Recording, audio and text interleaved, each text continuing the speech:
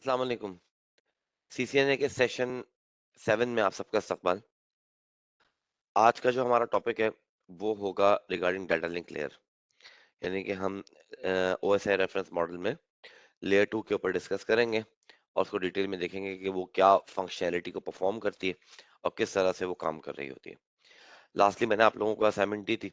आप में से बहुत सारों ने तो उसको सबमिट करा दिया, बहुत सारों के पास वो असाइनमेंट अवेलेबल ही नहीं थी, तो उन्होंने मुझे ईमेल कर दिया, वरना आज मैं असाइनमेंट भी डिस्कस कर लेता और उसके आंसर्स आप लोगों को बता देता। मगर शायद अब वो उसकी एक्सटेंड करनी पड़ेगी उन स्टेशंस में मुझे डेट जहां जहां वो अपलोड नहीं हुई थी। तो वो लोग जब वो कर लेंगे तो फिर मैं उसके आंसर्स भी आप लोगों के साथ शेयर कर लूंगा। तो अपने टॉपिक का बाकायदा स्टार्ट लेते हैं और मैं अपनी स्क्रीन शेयर करा देता हूँ, 1 मिनट होल्ड कीजिए। बिस्मिल्लाहिर्रहमानिर्रहीम। ओके जी। तो डाटा लिंक लेयर मॉड्यूल 6 है आपका और डाटा लिंक लेयर है। और ऑनलाइन एग्जाम आप लोगों के सारे एक्टिवेटेड हैं, तो वो लोग आप लोग दे सकते हैं। जैसे जैसे यहाँ पे चैप्टर्स होते जाएं वैसे वैसे आप लोग वहां पे जाके उसके एग्जाम्स को अटेम्प्ट कर सकते हैं। वैसे अगर प्रायर नॉलेज है आप लोगों की तो पहले से, तो वो भी कोई रिस्ट्रिक्शन नहीं है, वो एक्टिवेटेड है और आप उनको जो है वो अटेम्प्ट कर सकते हैं। लेकिन ये देख लीजिएगा कि एक ही बार उनको अटेम्प्ट करने का चांस मिलता है, फिर एक्टिवेशन की डेट जब एक्सपायर हो जाती है तभी हम उसको रीएक्टिवेट कर सकते हैं, तो उसको प्रॉपरली देख के दीजिएगा। So data link layer OSI reference model की लेयर 2 है। और क्या क्या इसकी रिस्पॉन्सिबिलिटी होती है, to communicate between and devices network interface card, यानी कि नेटवर्क इंटरफेस कार्ड यानी कि लोकल कनेक्शन से एक दूसरे लोकल कनेक्शन तक बात कराना within the LAN, within the same network. एक एनआईसी से दूसरे एनआईसी तक, एक एनआईसी से किसी स्विच की पोर्ट तक, उस पोर्ट से फिर आगे राउटर तक। ये पोर्ट टू पोर्ट कह लीजिए या एनआईसी टू एनआईसी कम्युनिकेशन जो है वो डाटा लिंक लेयर डील कर रही होती है। It allow upper layer protocol to access the physical layer media and encapsulate layer 3 packet IPv4 और IPv6 into layer 2 frames। ये अपर लेयर के अलाउ कराती है कि किस तरह से पैकेट को फिजिकल मीडिया के साथ लेके चलना है, या क्या फिजिकल मीडियम भी बेसिकली इसके ऊपर डिफाइंड होता है। दो इसकी सब लेयर्स होती हैं, वो भी अगली स्लाइड में आ जाएंगी, एक एलएलसी और एक Mac.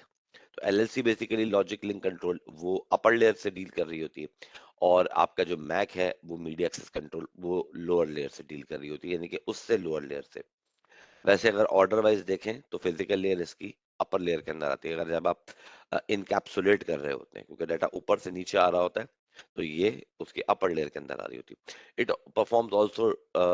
Performs error detection and reject corrupt frames. अगर फ्रेम्स आपके करप्ट हैं, कुछ runt frame, RUNT runt frame की जो है हम कैटेगरी एक डिफाइन करी हुई होती है इसके अंदर, कि अगर 64 बाइट से लेसर है फ्रेम तो भी रंट है, और अगर 1518 बाइट से अबव है तो भी उसको एज अ कोलूजन समझा जाता था। अभी भी कुछ स्विचेस में समझा जाता है, लेकिन जब से गीगाबिट आई है तो ये जो एक्सटेंडेड रेंज है, यानी कि 1518 बाइट्स की अगर कोई फ्रेम आ रहा है तो ये उसको एक्सेप्ट कर लेता है। लेकिन 64 बाइट्स से अगर नीचे है तो ये उसको एक्सेप्ट नहीं करता। राइट। सो IEEE 802 लैन और मैन के स्टैंडर्ड्स जो है वो स्पेसिफिक हैं किसके लिए, Ethernet, WLAN, WPAN और इन तमाम चीजों के लिए। यानी कि इथरनेट, अगर इथरनेट क्यों कह रहा हूँ specifically, because local area network पे 99% जो है वो जो इम्प्लीमेंट हुआ हुआ होता है वो ईथरनेट ही हुआ हुआ होता है। हर ऑपरेटिंग सिस्टम इसको सपोर्ट करता है, यानी कि जब आप लोकल एरिया नेटवर्क को इम्प्लीमेंट करते हैं तो लेयर 3 पे तो आप TCP IP चलाते हैं, वो प्रोटोकॉल चल रहा होता है। आप कोई और भी चला सकते हैं, मगर इंटरनेट पे जाने के लिए लाजिम है कि आपके पास वही प्रोटोकॉल हो। तो हम अपने लोकल एरिया में भी वही प्रोटोकॉल चला रहे होते हैं ताकि हमें इंटरनेट पे आगे जाने पे प्रॉब्लम ना हो। लेयर 2 पे कौन सा प्रोटोकॉल चल रहा होता है, तो लेयर 2 का जो प्रोटोकॉल है वो क्या है, वो ईथरनेट है लैन के लिए। और डब्ल्यू लैन के अपने अलग प्रोटोकॉल्स हैं और डब्ल्यू पैन के अपने अलग प्रोटोकॉल्स हैं। ये 802.11 के स्टैंडर्ड्स में डिफाइन है, 11 के, डब्ल्यू लैन के और डब्ल्यू पैन के। इथरनेट 802.2 और 3 के ऊपर डील कर रहा होता है और उसके साथ वो चल रहा होता है। Data link layer consist of two sub layers, पहली क्या है लॉजिक लिंक कंट्रोल, दूसरी क्या है media access control. Logic link control, the sub layer LLC communicate between the network software at the upper layer and the device hardware at the lower layers. अब ये upper layer से क्या communicate करता है, basically ये देखता है कि अपर लेयर पे कौन सा नेटवर्किंग का प्रोटोकॉल नेटवर्क लेयर के ऊपर कौन सा प्रोटोकॉल एड्रेसिंग स्कीम के लिए इंस्टॉल हुआ हुआ है। वैसे तो और भी बहुत सारे फंक्शन हैं, लेकिन जो हमारे काम का फंक्शन है वो सिर्फ यही है, और ये हम आर्क में पढ़ेंगे। ये वहां इसका काम भी देखेंगे कि ये कैसे ये जो है वो इंफॉर्मेशन लेके और फिर आगे अपना मैक एड्रेस फेच करके लेकर आता है। नीचे जो लेयर है फिजिकल लेयर, उसके ऊपर आप देखें ये रिस्पॉन्सिबल होती है for data encapsulation and media access control, यानी कि मीडिया क्या इंस्टॉल्ड है उसके हिसाब से अपने आप को लेकर चलना, और उसके इनकैप्सुलेशन किस हवाले से होगी। अगर ईथरनेट है तो मैक के हवाले से होगी, यानी कि ईथरनेट की जो एड्रेसिंग स्कीम है वो हमारे पास मैक एड्रेस है।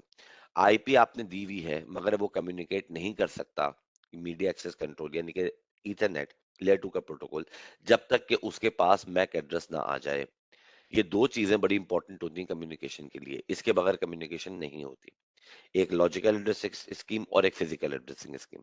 पोर्ट नंबर बहुत ज्यादा जरूरी है, मगर मिनिमम जो हमें रिक्वायरमेंट है कम्युनिकेशन की, मिनिमम लाइक एक एग्जांपल दूं मैं आपको कि हम कोई कनेक्टिविटी चेक करने के लिए पिंग करते हैं, कि हमने कहा पिंग 192.168 अपनी डेस्टिनेशन का एड्रेस देते हैं, कि वहां एक हम पैकेट भेजते हैं और वो पैकेट वापस आता है तो उसका रिप्लाई आ जाता है, तो हम समझते हैं कि जी हमारी कनेक्टिविटी स्टेब्लिश है। ये पिंग जो है कोई पोर्ट यूज नहीं करती। ये पिंग को क्या चाहिए, सिर्फ और सिर्फ लॉजिकल एड्रेस और आपका फिजिकल एड्रेस, बस ये दो होंगे तो ये काम कर लेगा, अदरवाइज नहीं। तो मिनिमम सबसे लीस्ट कम्युनिकेशन के लिए भी हमें ये दो चीजें रिक्वायर है, इसके बगैर कम्युनिकेशन गवर्न नहीं हो सकती।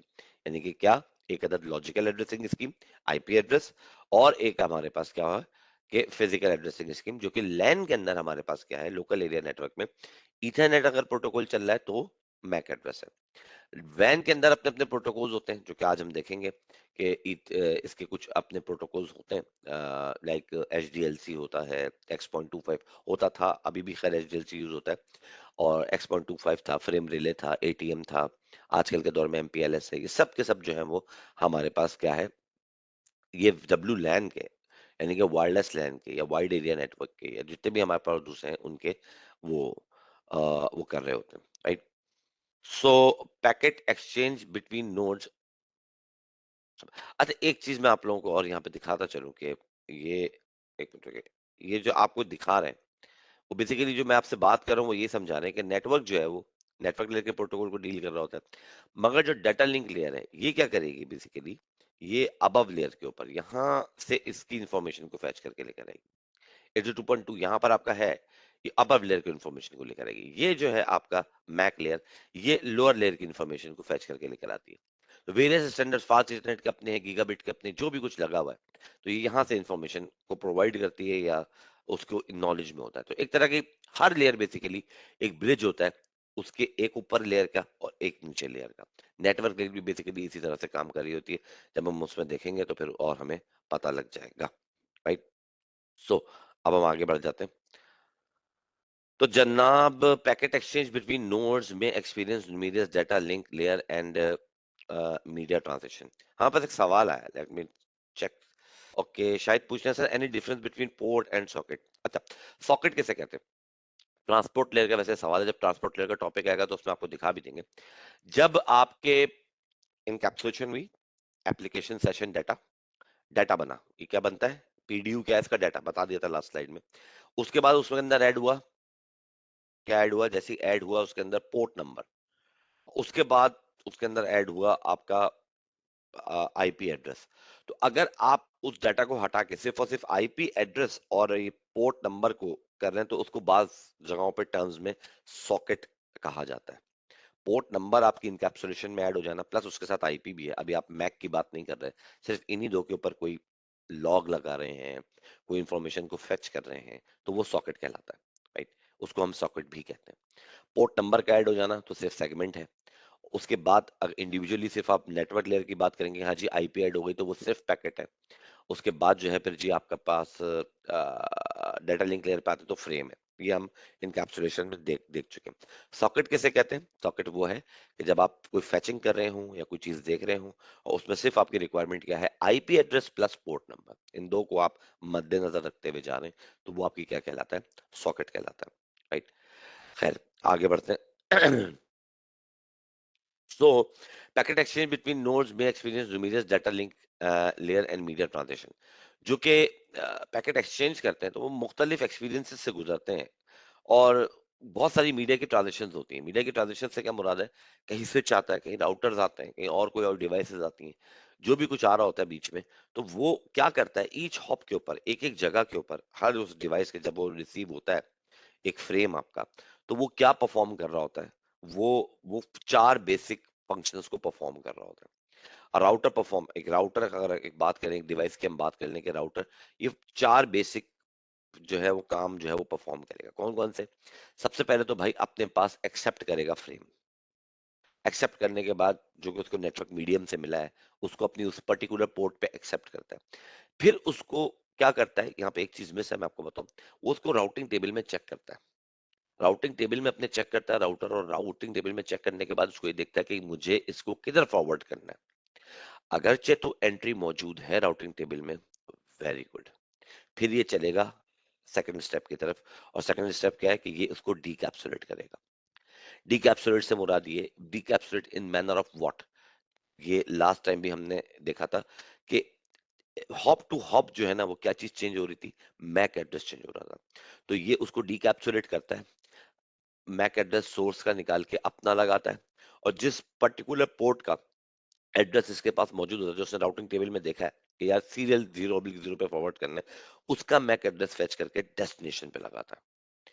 वहां से फिर जब ये उधर पहुंच जाएगा, मतलब फास्ट इंटरनेट से सीरियल पे पहुंच गया, अब ये क्या करेगा, अब ये फिर वहां पे इसको रीइनकैप्सुलेट, एक तरह पे रीइनकैप्सुलेट इसको कह लें आप, दोबारा से करेगा, फिर डिकैप्सुलेट करेगा, रीइनकैप्सुलेट करेगा, एंड देन फिर फॉरवर्ड करेगा। तो ऐसे ये कंटिन्यूअसली चलता है। तो थ्रू आउट कम्युनिकेशन, मैंने आप लोगों को ये बताई थी बात, कि हमारे पास जो चेंज आ रहा होता है वो लेयर 2 के ऊपर आ रहा होता है, बिकॉज हमें थ्रू आउट कम्युनिकेशन, हमारी फिजिकल डिवाइस जो है वो कंटिन्यूअसली क्या हो रही है, चेंज हो रही है। तो जब जब डिवाइस चेंज होगी और ये एनआईसी टू एनआईसी मूव कर रहा होता है, पोर्ट टू पोर्ट मूव कर रहा होता है, तो ये उसका पोर्ट का एड्रेस अपने पास क्या करता है, फेच करके लगाता है। IP through out communication change नहीं होती है। एक एक्सेप्शनल केस है नेट का, वो हम आगे जाके पढ़ेंगे। अदरवाइज ये बात याद रख लीजिए कि IP through out communication change नहीं होती, राइट। एक एक्सेप्शनल केस, में बार बार बोल रहा हूँ, एक एक्सेप्शनल केस है नेट का, जो कि बहुत इन बहुत इंपॉर्टेंट कॉन्सेप्ट है। उसी वजह से हम IPv4 पे रहते हुए इंटरनेट को यूज करते हैं, वरना कम्युनिकेशन में हमारे पास थ्रू आउट जो है वो क्या है, आईपी को हम कहते हैं कि ये चेंज नहीं होती। ओके, और फिर ये करने के बाद आगे ये तमाम रीइनकैप्सुलेट करता है, देन फिर इसको क्या करता है, फॉरवर्ड कर देता है। मैं दोबारा बता देता हूँ। सबसे पहला काम, एक्सेप्ट करेगा फ्रेम, उसको डीकैप्सुलेट करेगा, पढ़ेगा, पढ़ने के बाद उसको रीइनकैप्सुलेट करेगा। रीइनकैप्सुलेट किसमें, नया सोर्स लगाएगा, नया डेस्टिनेशन लगाएगा, मैक एड्रेस का, नया सोर्स मैक एड्रेस, नया डेस्टिनेशन मैक एड्रेस, और फिर उसको फॉरवर्ड कर देगा फ्रेम न्यू मीडियम के ऊपर, जो भी उसके पास न्यू मीडियम है, या विद इन द डिवाइस है तो वहां पे अपने पास फॉरवर्ड कर लेगा। मगर ये फ्रेम हर जगह पे क्या हो रहा होता है, फ्रेम की हद तक ये चेंजिंग इसके अंदर आ रही होती है। ओके जनाब, तो टपोलॉजीज कौन कौन सी होती है हमारे पास फिजिकल डाटा लिंक लेयर के ऊपर। टपोलॉजी क्या होती है ये आप लोगों को पता है, हमने शुरू में चैप्टर में बात बता दी थी कि दो टाइप की टपोलॉजीज होती हैं, जो यहाँ पे आपको रिवाइज करवाया जा रहा है। फिजिकल टपोलॉजी क्या होती है, जो कि शोज करती है physical connection, how device are interconnected physically, यानी कि इसमें रेफरेंस किसका होगा, वायर्स का होगा, रैक का होगा, डिवाइस का होगा, इन सब के इसके अंदर रेफरेंसेस होंगे। लॉजिकल टपोलॉजी, इसमें वर्चुअल कनेक्शन, यानी कि आईपी एड्रेस क्या दिया हुआ है, आईपी एड्रेस एक तरह का वर्चुअल कनेक्शन है, जो कि उसके बगैर आप कम्युनिकेट भी नहीं कर सकते, क्योंकि आपको किसी भी चीज को कम्युनिकेट करने के लिए उसकी एक नाम रखना पड़ता है, ताकि आप उसको कॉल कर सकें, ताकि आप उसको बुला सकें। तो वो आईपी एड्रेस के थ्रू जब आप करते हैं तो वो क्या कहलाती है, लॉजिकल टपोलॉजी कहलाती है।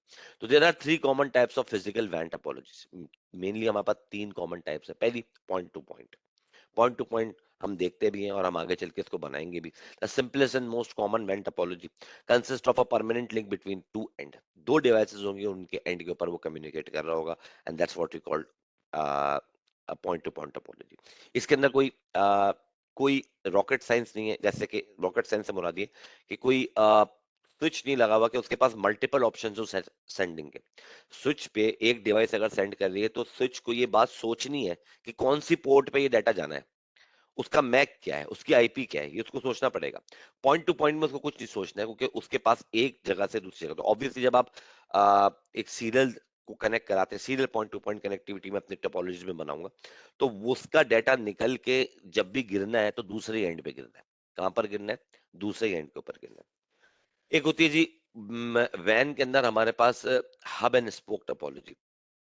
हब एंड स्पोक क्या होता है? ये similar to star topology, where a central site interconnects each site through point to point. हमारे पास स्टार टोपोलॉजी में क्या था कि एक स्विच होता था, होता है, और वो सबको कनेक्ट कर रहा होता था तमाम डिवाइसेस को। ऐसे ही वैन के अंदर एक राउटर भी एक्ट कर रहा होता है एज अ सेंट्रल पॉइंट, और बाकी सारे के सारे राउटर्स जो हैं वो उसके साथ कनेक्टेड होते हैं। इस सब की सब टोपोलॉजीज बेसिकली वैन पे एक टाइम पे बड़ी इंपॉर्टेंट थी, और फ्रेम रिले जब चल रहा होता था। अब जब इंटरनेट इतना फास्ट हो चुका है, ये कह लीजिए कि ये टोपोलॉजीज बेसिकली सर्विस प्रोवाइडर अपने एंड पे बना रहा होता है। थर्ड मेरे पास जो आती है वो आती है मैश। ये सारी की सारी टोपोलॉजीज बेसिकली सर्विस प्रोवाइडर बना रहा होता है। इसमें थर्ड आती है मैश, यानी कि हर डिवाइस एक दूसरे के साथ डायरेक्टली कनेक्टेड है। तो पॉइंट टू पॉइंट की तो मेरे पास ये एक एग्जांपल है, physical point to point topology directly connect two nodes. अब बेसिकली यहाँ पे क्या है कि ये डाटा जो यहाँ से निकला है, अभी सर्विस प्रोवाइडर के नेटवर्क पे जो भी नेटवर्क यहाँ पे था इससे होता हुआ, बस इसने उतरना यही है, इसका राउट यहीं पर दिया हुआ है। जो भी कुछ कहने, यानी कि एक नोड किसी दूसरी नोड से क्या है, डायरेक्टली कनेक्टेड है। अगर सिचुएशन कुछ ऐसी हो जाए, मैं आपको बताऊं कि अगर सिचुएशन कुछ ऐसी हो जाए, मैं एक आजादी खोल लेता हूँ अपने पास पैकेट ट्रेसर, और इसमें मैं एक राउटर यहाँ रखता हूँ, एक राउटर यहाँ रखता हूँ, एक राउटर यहाँ रखता हूँ, और मैं इसके अंदर वैन का कनेक्शन ऐड करा रहा हूँ। ये हम देखेंगे अभी जब हम टू राउटर्स की टोपोलॉजी बनाएंगे, तो तब हम इसको देखेंगे कि कैसे हम इसको लेके चलते हैं। तो ये फिलहाल मैंने अभी आपको समझाने के लिए मैंने कनेक्शन बना दिए, लगा दिया है। खैर, मैंने अपने राउटर में सिर्फ और सिर्फ एक इंटरफेस ऐड किया है, सिंपल इज दैट, एक वैन का इंटरफेस। ये सीरियल हाई स्पीड वैन इंटरफेस है, तो वो मैंने इसको ऐड किया। ये हम कर सकते हैं, राउटर को ऑफ करते हैं और फिर उसके बाद ऑन करते हैं, लेकिन अभी जब हम टोपोलॉजी बनाएंगे तो उसको और डिटेल में देख लेंगे, कोई ऐसी बिग डील नहीं है। फिलहाल समझाने के लिए मैंने आपको कर दिया। तो मैं अगर यहाँ पे सीरियल कनेक्शन बनाऊं, पहले इनका नाम चेंज कर देते हैं, R1 है ये जनाब आली R2 है, और ये जनाब आली R3 है। ओके, अब अगर R1 से ये एक कनेक्शन निकल के सीरियल का गया हुआ है, किस पे? R2 पे। तो कह लीजिए इसको कि आप ये पॉइंट टू पॉइंट कनेक्शन है, अभी फिलहाल के लिए क्या है कि ये इसका पॉइंट टू पॉइंट कनेक्शन है वैन के ऊपर। ओके, सर्विस प्रोवाइडर ने अपने पास बनाया हुआ है वैन के ऊपर। अब आजकल के दौर में basically site to site VPN और ये सब ने आके थोड़ा सा इस चीज को बिल्कुल ही बदल के रख दिया है, कि अभी इनको हम इतना मैटर नहीं में नहीं लाते, लेकिन पहले जमाने में जब नेटवर्क फॉर्म हुए थे, और मेरी अगर आउट ऑफ कंट्री मेरे पास जो है वो मेरी ब्रांचेस है और मुझे कनेक्ट कराना है, तो आप फिर अब आप समझ लीजिए कि ऐसा कोई सिनेरियो हो जाए आपके पास कि ये आपका हेड ऑफिस है, और ये आपने कनेक्ट कराया किससे? इसके सीरियल से। कैसे कनेक्ट कराया? सीरियल से। अब ये जो है, ये इसका हब हो गया है।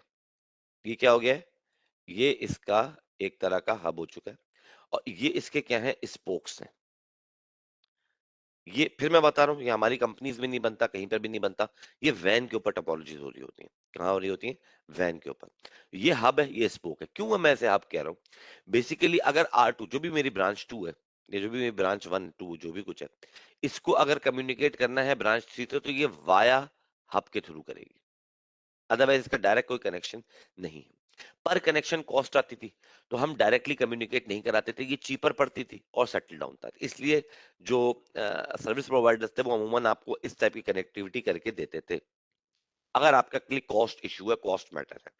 सही है जी। तो ये अगर आपके पास कोई इस टाइप की वैन के ऊपर कोई कम्युनिकेशन हो रही है, कि आपकी ये कराची हेड ऑफिस है, ये जो है ये आपका हेड ऑफिस हो गया, और एक जो है आपकी ब्रांच है, वो कनेक्ट होती है, कह लीजिए कि कोई एक दुबई में ब्रांच है और एक आपकी कनाडा के अंदर ब्रांच है, तो वो आपको ऐसे कनेक्शन करके दे सकता है अगर आपके पास फंड्स की कमी है, या सही जी आप एक अपना हब बना रहे हो जो भी, और कोई सिक्योरिटी रीजन भी आप नहीं चाह रहे कि डायरेक्टली ब्रांचेस आपस में कम्युनिकेट करें, तो भी ऐसे मल्टीपल हम अपने यहाँ से कनेक्शन सर्विस प्रोवाइडर से कह के निकलवाते हैं, और फिर वो हमारे राउटर से हमें इंटरसिटी वो कनेक्शन प्रोवाइड करके देता है। ठीक? ये एक्सपेंसिव सॉल्यूशंस होते हैं, तो इस वजह से ये अब मेजोरिटी ऑफ टाइम लोग जो है किसके ऊपर मूव कर गए, VPN, site to site VPN और इन सब चीजों के ऊपर मूव कर गए हैं। लेकिन इनका समझना और इनकी बातचीत करना कभी आपके सामने ही आ जाए तो हमारे लिए जरूरी है कि अब आप एक समझा सकते हैं किसी को कि हब एंड स्पोक टोपोलॉजी क्या है, ये सर्विस प्रोवाइडर बना के देता है जिसमें अदर राउटर्स जो ब्रांच राउटर्स होते हैं वो किसी एक राउटर के डिपेंडेंट होते हैं कम्युनिकेट करने के। तो उसको हम क्या कहते हैं, हब एंड स्पोक टोपोलॉजी कहते हैं, राइट भाई, हब एंड स्पोक टोपोलॉजी। ऐसी ही सिचुएशन में अगर इसी को मैं रखूं टोपोलॉजी को, और अगर मैं इसमें मैश बनाना चाहूं तो वो कैसे बनेगा, मैं अगर यहाँ पे डायरेक्ट कनेक्शन दे दूं इसके साथ, अब आप देखिए कि हर डिवाइस एक दूसरे के साथ डायरेक्टली कनेक्टेड है, मेरी कोई डिपेंडेंसी नहीं है। सपोज कर लें, अच्छा इसको हम 1 मिनट के लिए डिलीट करते हैं। इसमें फ्लॉ क्या है, कॉस्ट तो बच रही है, कनेक्शन कम आ रहा है, कम्युनिकेशन भी हो रही है, दोनों चीजें। फ्लॉ फ्लॉ क्या है इसके अंदर, इसके अंदर सबसे बड़ा फ्लॉ ये है, सिंगल पॉइंट ऑफ फेलियर है। सिंगल पॉइंट ऑफ फेलियर से मुराद ये, सपोज कर लें ये जो राउटर है यहीं से मेरी ईआरपी चल रही थी, यहीं से सब कुछ हो रहा था, सेंट्रलाइज मैकेनिज्म, सिक्योरिटी, हर चीज मेरी यहीं से मैनेज हो रही थी, जो भी कुछ करना है, डाटा का आना जाना हर चीज, R2 R3 से बात करनी, कुछ भी करना है वो यहीं से मैनेज हो रहा है। अगर ये R1 किसी भी वजह से बंद होता है, प्रॉब्लम आ जाती है, कुछ भी हो जाता है, तो इन दो की भी कम्युनिकेशन क्या, खत्म।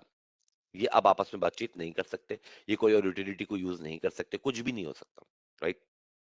तो ऐसी सिचुएशन को अगर आपके पास बजट है और तमाम चीजें हैं, आप कहते हैं नहीं जी मुझे तो क्या करना है, मुझे तो मेरी ब्रांचेस भी आपस में कनेक्ट चाहिए, मुझे सिंगल पॉइंट ऑफ फेलियर नहीं चाहिए, तो फिर आप हब एंड स्पोक से मूव करके किस पे आ जाते हैं, आप फिर यहाँ आ जाते हैं जिसको हम कहते हैं क्या, मैश टोपोलॉजी। मैश टोपोलॉजी में देखें हर एक डिवाइस का अपनी दूसरी डिवाइस के साथ उस नेटवर्क में डायरेक्टली कनेक्टेड है। वो राउटर 1 या जो भी पहले मेरा हेड ऑफिस था वो अपनी ब्रांच से भी कनेक्टेड है, ये ब्रांच 1 जो है ये हेड ऑफिस से भी कनेक्टेड है और ब्रांच 2 से भी कनेक्टेड है, ऐसी ब्रांच 2 जो है ये अपनी हेड ऑफिस से भी कनेक्टेड है और ब्रांच 1 से भी कनेक्टेड है। तो ऐसी सिचुएशन को हम क्या कहते हैं, मैश टोपोलॉजी कहते हैं, कि कोई किसी की डिपेंडेंट नहीं होता, कोई भी। अगर हेड ऑफिस बंद भी हो जाता है तो ये दो आपस में कम्युनिकेट करते रहेंगे, कोई डाटा है कोई और चीज, और फिर हम चीजों को रेप्लिकेट कराते हैं इसमें।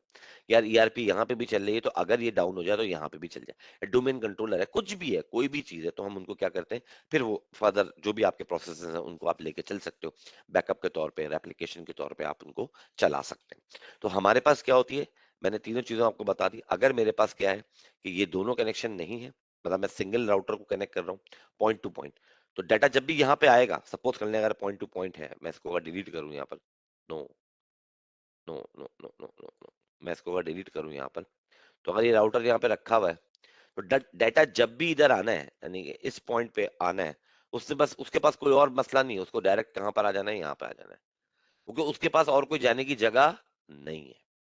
आज जब भी इस पोर्ट को एड्रेस करेंगे तो ये ऑटोमेटिकली उठ के यहाँ जाएगा। इन टाइप के कनेक्शन के जो प्रोटोकॉल होते हैं, ये अलग टाइप का कनेक्शन को यूज कर रहे होते हैं, और ये इथरनेट नहीं चला रहे होते, ये वैन के प्रोटोकॉल चला रहा होता है। क्या चला रहा होता है, वैन का प्रोटोकॉल। तो उसमें हमारे पास एचडीएलसी होता है, इसमें हमारे पास फ्रेम रिले होता है, ऐसे बहुत सारे वैन के अपने लेयर 2 के प्रोटोकॉल बता रहा हूँ ये मैं। लेयर 3 में कंफ्यूज मत होइएगा, लेयर 3 में आईपी अपनी जगह पे कांस्टेंट है, वो मैं अभी डिस्कस नहीं कर रहा। आज का टॉपिक मेरा क्या है, डेटा लिंक लेयर 2।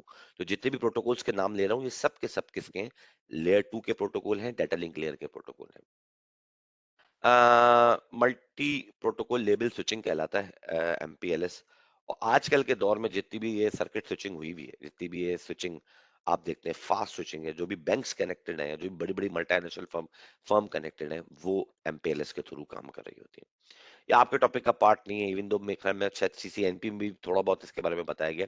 इसकी अलग जो सर्विस प्रोवाइडर के जो सीसीएनए होता है और जो सीसीएनपी होता है, सर्विस प्रोवाइडर स्पेसिफिक आपकी फील्ड अगर सर्विस प्रोवाइडर आप चूज करके करते हैं तो उसके अंदर आपको ये बात बताते, खैर अब तो सीसीएनए सर्विस प्रोवाइडर का नहीं होता, एनपी होता है। तो उसमें आपको जो है ये एमपीएलएस के ऊपर पूरी प्रॉपर कमांड दी जाती है, क्योंकि ये यूज ही वही होता है। नहीं यार, एस डी वैन is somewhat different, software defined वैन तो बेसिकली ये होता है, चले आपको बताते हैं, टॉपिक से हट जाएंगे थोड़ा सा, लेकिन हम आपको बताते हैं एस डी वैन कैसे कहते हैं। सपोज कर लें कि मेरे पास एक अदद राउटर है और इस राउटर से मेरे पास दो कनेक्शन निकलने हैं। ओके, ये जो कनेक्शन था दोनों इंटरनेट के कनेक्शन है, और ये जो कनेक्शन था, अच्छा भाई ये भी क्रॉस भी लगा दो, ये राउटर है, क्या है ये राउटर। ये ये जो कनेक्शन था, ये दोनों वैन के कनेक्शन है। अमूमन फायरवॉल्स के ऊपर आप देखते हैं और राउटर्स के ऊपर आप देखेंगे प्रैक्टिकल फील्ड में वैन की 2 पोर्ट्स दी हुई होती हैं। तो जब वो 2 पोर्ट्स दी हुई होती हैं तो 2 काम होते हैं, याद रखिएगा हमेशा जब भी कोई डिवाइस लेने के लिए जाएंगे तो याद रखिए हमेशा 2 बातें होती हैं। एक होता है टर्म जिसको हम कहते हैं भाईजान फेल ओवर।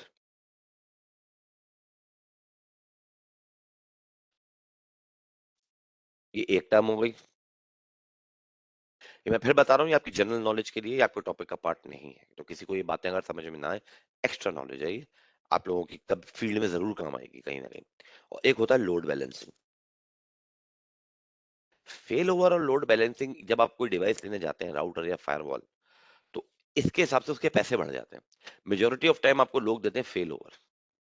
फेल ओवर किसे कहते हैं कि अगर ये वाला कनेक्शन, अगर ये वाला जो कनेक्शन है आपका, ये डाउन हो जाए तो वो यहां से जाएगा। अगर आपने बैकअप पाथ लिया हुआ है, 1 मिनट रुके, पहले मैं एनोटेट को बंद करूं और इसको तो मैं करूं कोने में, 2 चीजें होती हैं।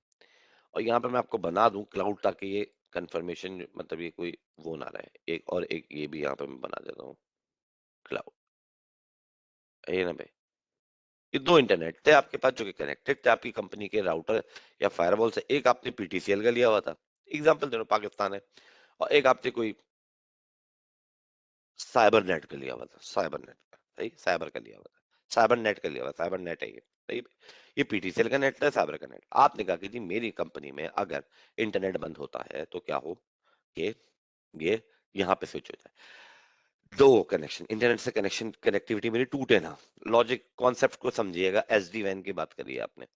अब क्या सिलसिला है कि फेल ओवर अगर आपकी डिवाइस सिर्फ और सिर्फ सपोर्ट करती है तो उसमें क्या होगा, उसमें ये होगा कि भाई ये जब बंद होगा ना, कनेक्शन दोनों है, पैसे आप दोनों के दे रहे हैं, लेकिन जब जब ये वाला कनेक्शन बंद होगा, जब ये कनेक्शन बंद होगा तभी ये वाला कनेक्शन क्या होगा, ऑन होगा। ओके, अदरवाइज नहीं होगा। इसको हम कहते हैं फेल ओवर। ये फेल होगा तो ये फौरन ओवरकम कर लेगा, या जो भी मैंने लगाया वो प्राइमरी और सेकेंडरी।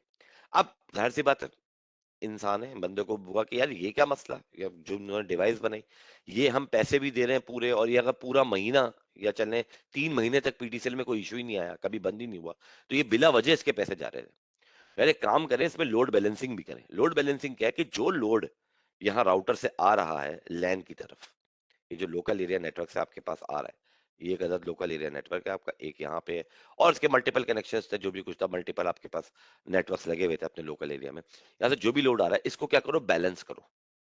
इसके लोड को क्या करो, बैलेंस करो। बैलेंस मतलब कुछ परसेंटेज डाटा की यहाँ से निकले, कुछ परसेंटेज डाटा की यहाँ से निकले, इसको यूटिलाइज करो। इन टर्म के ये फेल नहीं हुआ, लेकिन हम क्या करें, इसको लोड बैलेंस करें, इसका दोनों को यूटिलाइज करें एट टाइम, तो हमारी मैक्सिमम परफॉर्मेंस जो है वो इंक्रीज होगी और अच्छा का हमारे पास मर्ज हो जाएगा, अच्छा हो जाएगा। ऐसी टर्म में जब लोड बैलेंसिंग इंक्लूड होती है तो फीचर आता है जिसको हम कहते हैं एसडी वैन, software defined wide area network. इसमें आप बेसिकली ये बताते हैं, आप ये बोलते हैं एसडी वैन के अंदर, अगर आपने इंप्लीमेंट किया हुआ है यहाँ पे, अगर आप लगा देते हैं एसडी वैन, तो आप ये बोलेंगे कि भाई एक काम करना, लॉजिकल होता है ये, आप राउटर को ये बताते हैं या स्विच को, वो फायरवॉल को ये बताते हैं बात कि भैया एक काम करना, 75% ये प्राइमरी से निकालना डाटा, क्योंकि ये मेरा जो है ना ये 30 Mbps का लिंक है, सपोज ये 75% यहाँ से निकालना, और यार एक काम करोगे बाकी जो 25% बचता है ना वो यहाँ से निकाल देना डाटा का। अब ये क्या करता है, कुछ को डाटा को यहाँ से एंटरटेन करता है, मेजोरिटी 75% डाटा यहाँ से जा रहा होता है, 25% ये मेरा बैकअप लिंक था, ये कम एमबीपीएस का था, मगर मुझे इसको यूटिलाइज करना है। तो that is what we call, जब आप ये रूल डिफाइन करते हैं फायरवॉल के अंदर कि इतने परसेंट यहां से, इतने परसेंट यहां से, ये रूल एसडी वैन के थ्रू डिफाइन होता है, और आप कर क्या रहे होते हैं, आप लोड बैलेंसिंग कर रहे होते हैं। क्या कर रहे होते हैं आप, लोड बैलेंसिंग कर रहे होते हैं। ये एक ही डिवाइस के अंदर आपके पास मल्टीपल पार्ट है। मैं जो आपसे बात कर रहा हूं वो कर रहा हूं वैन की, किसी कर रहा हूं, होपफुली आपको जो है अब ये बात समझ में आ गई होगी, आप आके बस कि एसडी वैन क्या चीज है, right.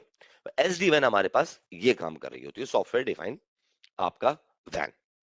High availability basically load balancing को ही कहते हैं। तो हाई अवेलेबिलिटी के अंदर ये ऑप्शन आता है, तो लोड बैलेंसिंग आप करके, या फेल ओवर में भी हाई अवेलेबिलिटी बेसिकली आ जाती है। लेकिन फेल ओवर में क्या है, अगर सिर्फ फेल ओवर आपके पास लगा हुआ है, याद रखिएगा, डिफरेंस समझिएगा हमेशा, फेल ओवर लगा हुआ है तो जब तक ये लिंक पीटीसीएल का डाउन नहीं होगा, प्राइमरी लिंक मेरा डाउन नहीं होगा, वो बैकअप पे शिफ्ट नहीं होगा। ये मेरा फेल ओवर कहलाता है। लोड बैलेंसिंग किसे कहते हैं? इसमें एसडी वैन आता है कि जिसको थ्रू हम एट अ टाइम दोनों लिंक्स को यूटिलाइज करें, लेकिन हम उसमें परसेंटेज डिफाइन कर दें। दोनों लिंक बराबर कैपेसिटी के, you are the administrator, you know that the best. आप 50-50 भी कर सकते हैं। आप जो परसेंटेज रखेंगे उस हिसाब से डाटा मेजोरिटी वहां से निकलेगा एंड देन यहां से निकलेगा, राइट? ये है आपका एसडी वैन। सो ये जो टोपोलॉजीज मैं आपको बता रहा हूँ ये वैन की है। ये किसकी है? वैन service provider country to country connect करा के दे रहा है आपको। अब आप जो है आपकी यहाँ हेड ऑफिस और ब्रांच वहां पे है, तो वहां के सर्विस प्रोवाइडर से बात करके इनके आपस में कम्युनिकेशन होती है, उसके थ्रू वो फिर आपको ये सारी कनेक्टिविटी प्रोवाइड करके, तो वैन के ऊपर ये टोपोलॉजीज बनती है। इसमें पॉइंट टू पॉइंट है, हम अपने राउटर में भी बना सकते हैं, लोकल कंपनी के अंदर भी हम, लेकिन मेजोरिटी ऑफ टाइम हम कंपनी के अंदर पॉइंट टू पॉइंट बनाते हैं। हम ये मैश और इनके तरफ नहीं जाते क्योंकि इतनी बड़ी हमारी रिक्वायरमेंट होती नहीं है। हम कहते हैं डिपेंडेंसी हम करते भी नहीं है, और मैश में जो है वो चक्करबाजी दूसरी हो जाती है, right? IPsec is somewhat different and it's stick on the topic। ये IPsec का टॉपिक हमारे पास थर्ड में आएगा, भी थर्ड पार्ट के अंदर आएगा भी, जब हम VPN करेंगे, VPN पढ़ेंगे, तो उसके अंदर हमारे पास IPsec आएगा। ओके, तो ये थी हमारे पास, ये मैंने आपको तीनों टोपोलॉजीज बता दी। अब लैन में मेरे पास क्या क्या टोपोलॉजीज होती हैं वो हम देख लेते हैं। लैन में हमारे पास कुछ पुरानी टोपोलॉजीज हैं, कुछ चीजें हैं आजकल के दौर में जो हम बेसिकली इस्तेमाल कर रहे हैं, वो ये वाली कर रहे हैं। है क्या जी? Star topology. अब लैन के अंदर लोकल एरिया में आप जो बनाते हैं वो स्टार टोपोलॉजी बनाते हैं। एक कोई सेंट्रल डिवाइस होती है जो कि कनेक्ट करा रही होती है, तो उसको क्या कहते हैं हम, कि वो तमाम डिवाइसेस को मेरी कनेक्ट करा रही, तमाम होस्ट डिवाइसेस को मेरी क्या करा रही, कनेक्ट करा रही। तो ये है हमारे पास स्टार टोपोलॉजी। आज के दौर में एक्सटेंडेड स्टार चलता है, क्यों? हमारे पास एक स्विच से काम नहीं चलता, मल्टीपल स्विच होते हैं, और स्विच जो स्विच हमने अपलिंक दिया हुआ होता है, और बहुत सारे स्विचेस लगा के फिर हम अपने कंपनी के नेटवर्क की जो डिवाइसेस होती हैं उनको उसके ऊपर कनेक्ट करा रहे होते हैं। तो ये क्या कहलाता है? ये एक्सटेंडेड स्टार कहलाता है। जब आपके पास एक स्विच से दूसरे स्विच को क्या जा रहा हो, अपलिंक जा रहा हो, दो स्विच हो गए बस, ये एक्सटेंडेड स्टार आ जाएगा। और जितने भी फिर आगे आप स्विचेस बढ़ाते चले जाएं, दो के बाद 4, 5, 10, 12, 50, 60, 100, जितने भी स्विचेस हैं, तो वो टोपोलॉजी आपकी क्या कहलाएगी? एक्सटेंडेड स्टार कहलाएगी। स्टार किसे कहते हैं? स्टार उसी को कहते हैं कि जब आपके पास सेंट्रल डिवाइस हो और उसके साथ आपकी तमाम कोई सेंट्रल डिवाइस ऐसी हो इंटरमीडिएट, लाइक स्विच, और उसके सराउंडिंग में वो जिम्मेदार हो बाकी सबको कम्युनिकेट कराने के, उसके थ्रू आप क्या करते हैं? कम्युनिकेशन कराते हैं। तो जो पुरानी टोपोलॉजीज थी उनमें हमारे पास जो है वो शुरू के टाइम की, उनमें हमारे पास एक आता था बस टोपोलॉजी, और एक आती थी रिंग टोपोलॉजी। तो all and system chain together and terminated on each and, ये बस टोपोलॉजी की एक आपको मिसाल दी हुई है। इसका सबसे बड़ा फ्लॉ ये था कि भाई अगर एक भी पीसी बंद है या पोर्ट ये फंक्शनल नहीं है, पूरा नेटवर्क नहीं चलेगा। सपोज कर लें मैं आपसे बात करूं कि ये वाला पीसी बंद है, तो ये दो भी आपस में बात नहीं कर सकते ना, ये दो आपस में बात कर सकते, कोई भी आपस में बात नहीं कर सकता, बिकॉज चेन साइकिल पूरी नहीं होती। ये ऐसे बात करता था कि अगर इसको इससे बात करनी है, मैं ये गलत बना रहा हूँ, ये चले अब कर लेते हैं। अगर इस वाले पीसी को यहाँ से आके यूं बात करनी है, तो डाटा कैसे चलेगा? डाटा यूं जाएगा, ब्रॉडकास्ट होती थी, और पूरी चेन एक कंप्लीट करके और फिर ये वापस टर्मिनेट होता है, देन डाटा आता था, राइट? अब इसी एग्जांपल में मैं आपसे बात कर रहा हूँ, ये वाले भाई जो हैं वो हो गए बंद, ये इनसे बात कर रहे थे, जब बात कर रहे थे तो ये डाटा निकला यहाँ पर भी, ब्रॉडकास्ट हो जाए चेन कंप्लीट करने के लिए, और यहाँ पर भी, और ये पूरी साइकिल को कंप्लीट करेगा बोथ एंड पे, यहाँ से आएगा, या तो यहाँ से आएगा, यहाँ से जहां से भी जाएगा, इसको ये बंद मिलेगा, ये चेन साइकिल वापस कंप्लीट हो नहीं पाएगी। जब ये कंप्लीट नहीं हो पाएगी तो ये कह देगा कि भाई ये कम्युनिकेशन नहीं हो सकती। ये कोएक्सियल केबल के ऊपर बनती थी, टी कनेक्टर्स लगते थे, और उसके थ्रू ये तमाम कम्युनिकेशन होती थी। इसलिए बस टोपोलॉजी को अब जो है वो हम यूज नहीं करते, मगर आपकी नॉलेज में होनी चाहिए। ये क्या होती थी? ये इसके एंड पे टी टर्मिनेटर्स लगे हुए, टर्मिनेटर कहलाते थे, जो कि सिग्नल को ग्राउंड करते थे। तो एक जगह से सिग्नल चला है, अब वो चला और वो अगर पूरा साइकिल अपना करके ग्राउंडिंग नहीं करेगा, तो वो कभी भी अ, कोई भी डिवाइस आपस में बात नहीं कर पाएगी। तो अगर एक भी बंद है तो बेसिकली ग्राउंडिंग नहीं पूरी हो पाती थी, तो क्या होता था कि ये नहीं करता था बात। तो इसमें ये बड़ा मसला था। फिर निकला रिंग। रिंग में क्या है, ये सीएसएम में, बस सीए में आपको भी समझ में आएगा। रिंग में क्या होता था, ये एक वायरिंग का बिल्कुल ये कनेक्शन होता था, इस तरह से ये चल रहा होता था। और इसमें जो है हमारे पास हर डिवाइस अपने पास जो है वो वही कनेक्शन लिए हुए बैठी होती थी। इसकी एक एडवांस वर्जन आया था, इसको हम कहते थे टोकन रिंग। क्या कहते थे? Token ring. ये जो वायर है ना, जो सेंट्रल वाला वायर है, इसके ऊपर एक टोकन घूम रहा होता था, यहाँ पर ऐसे घूम रहा है, बस वो घूमे जा रहा है, घूमे जा रहा है, वी अज्यूम दैट, बस वो घूमे जा रहा है, घूमे जा रहा है।